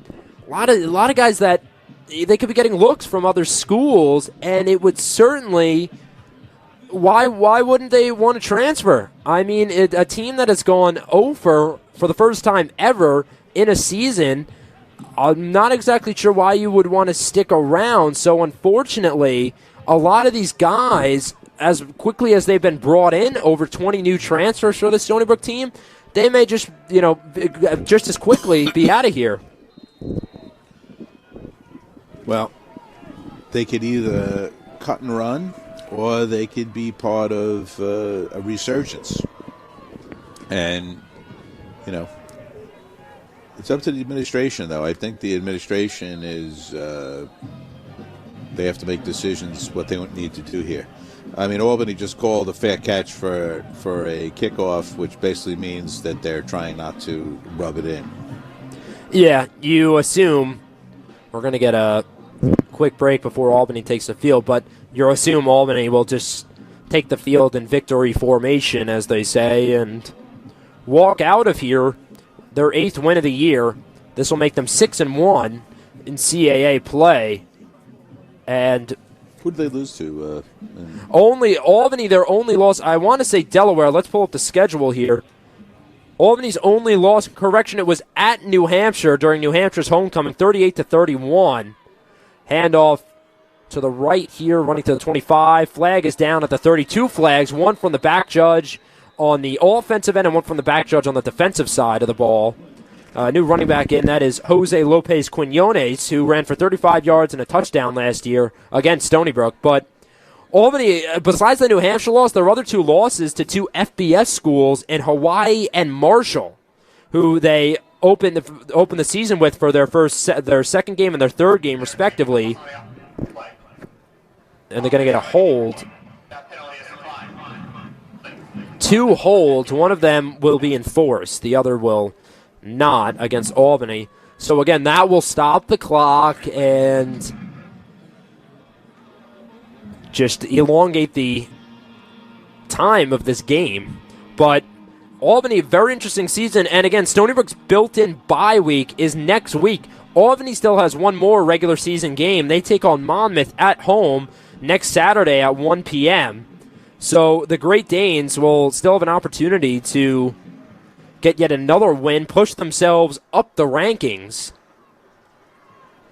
And on 1st and 20, just a handoff off the middle to Lopez Quinones, and he's going to get back to the line of scrimmage. Ball's at the 15, may have gotten to the 16, and with 1:10 and running, one more play, and that should end things here at Lavalle.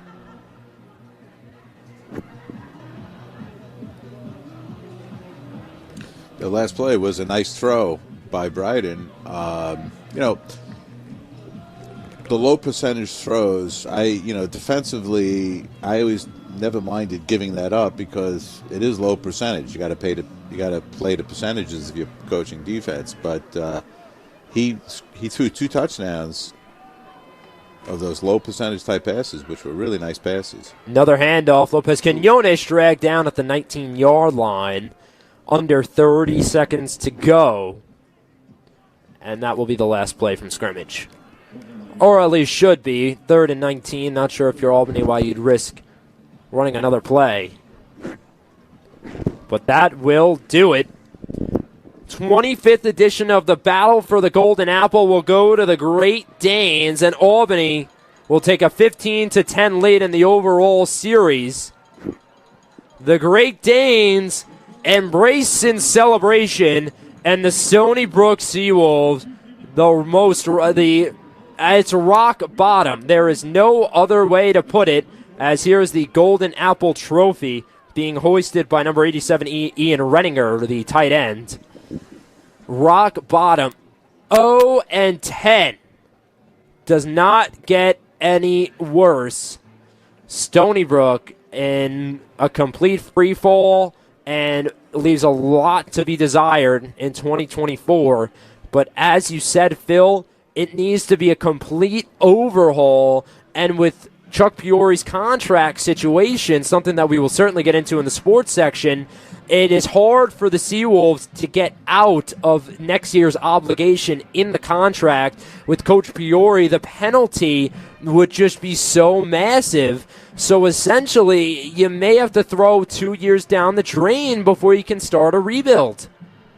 It's just an unfortunate state for the team to get in. And you said it, Phil, this team coming out of COVID just didn't seem to be the same as, again, never made a ton of noise in the FCS playoffs, but were always competitive, always around 500, and always had some great wins in whatever team they were playing in whatever season it was. They just don't have that fight, it doesn't seem like. And for longtime fans and commentators like Matt Mankiewicz and a longtime fan like yourself, Phil, it is frustrating to watch week in and week out. Not much else to say. As a coach, my belief always was let your athletes be athletes and try to put them in position so that they can make something happen. And I think offensively and defensively, they have to readjust their thought process. playing everything safe is good when you have tremendous talent. But when you don't have tremendous talent, you have to make up for it with scheme and trying to put your best athletes in positions to be successful. And I don't think they did that. I don't think they, in the games that I saw, put their better athletes in positions to shine. And you have to do that. You have to be creative on both sides of the ball. But we don't know what goes on behind those closed doors in the locker room. No, we don't know what those conversations are, and you can only imagine what the locker room will be like right now. Quick stat review before we send it back to Matt Mankiewicz in the studio. We'll go over Stony Brook because Reese Poffenbarger, 4 touchdowns. Griffin Waddell with 136 yards on the ground is about all you need to know. Bryden didn't look all too bad. 21 of 31, 208 yards, a touchdown, no picks. Roland Dempster could not get anything going on the ground. No Stony Brook Seawolf could. Dempster only 46 yards on 17 attempts. The whole team only ran for 59 yards. And that will do it. Stony Brook outgained 430 yards to 267. Couldn't really convert on third down all that well. Third down conversion percentage, only 7 of 14. Albany, 10 of 14. Stony Brook, 8 penalties, and the turnovers, 1 for Albany, 2 for the Seawolves. From Phil Ruggerio, Matt Mankiewicz in the studio, I'm Matt Kearns. We want to thank all of you, the listeners, for allowing us into your home car, wherever you may be listening to Stony Brook Seawolves Sports. And we don't want to remind you, obviously, about the sports section tomorrow night and the upcoming basketball schedule. But with that, we'll send it back to Matt Mankiewicz in the studio. You've been listening to 90.1 WUSB, longtime home of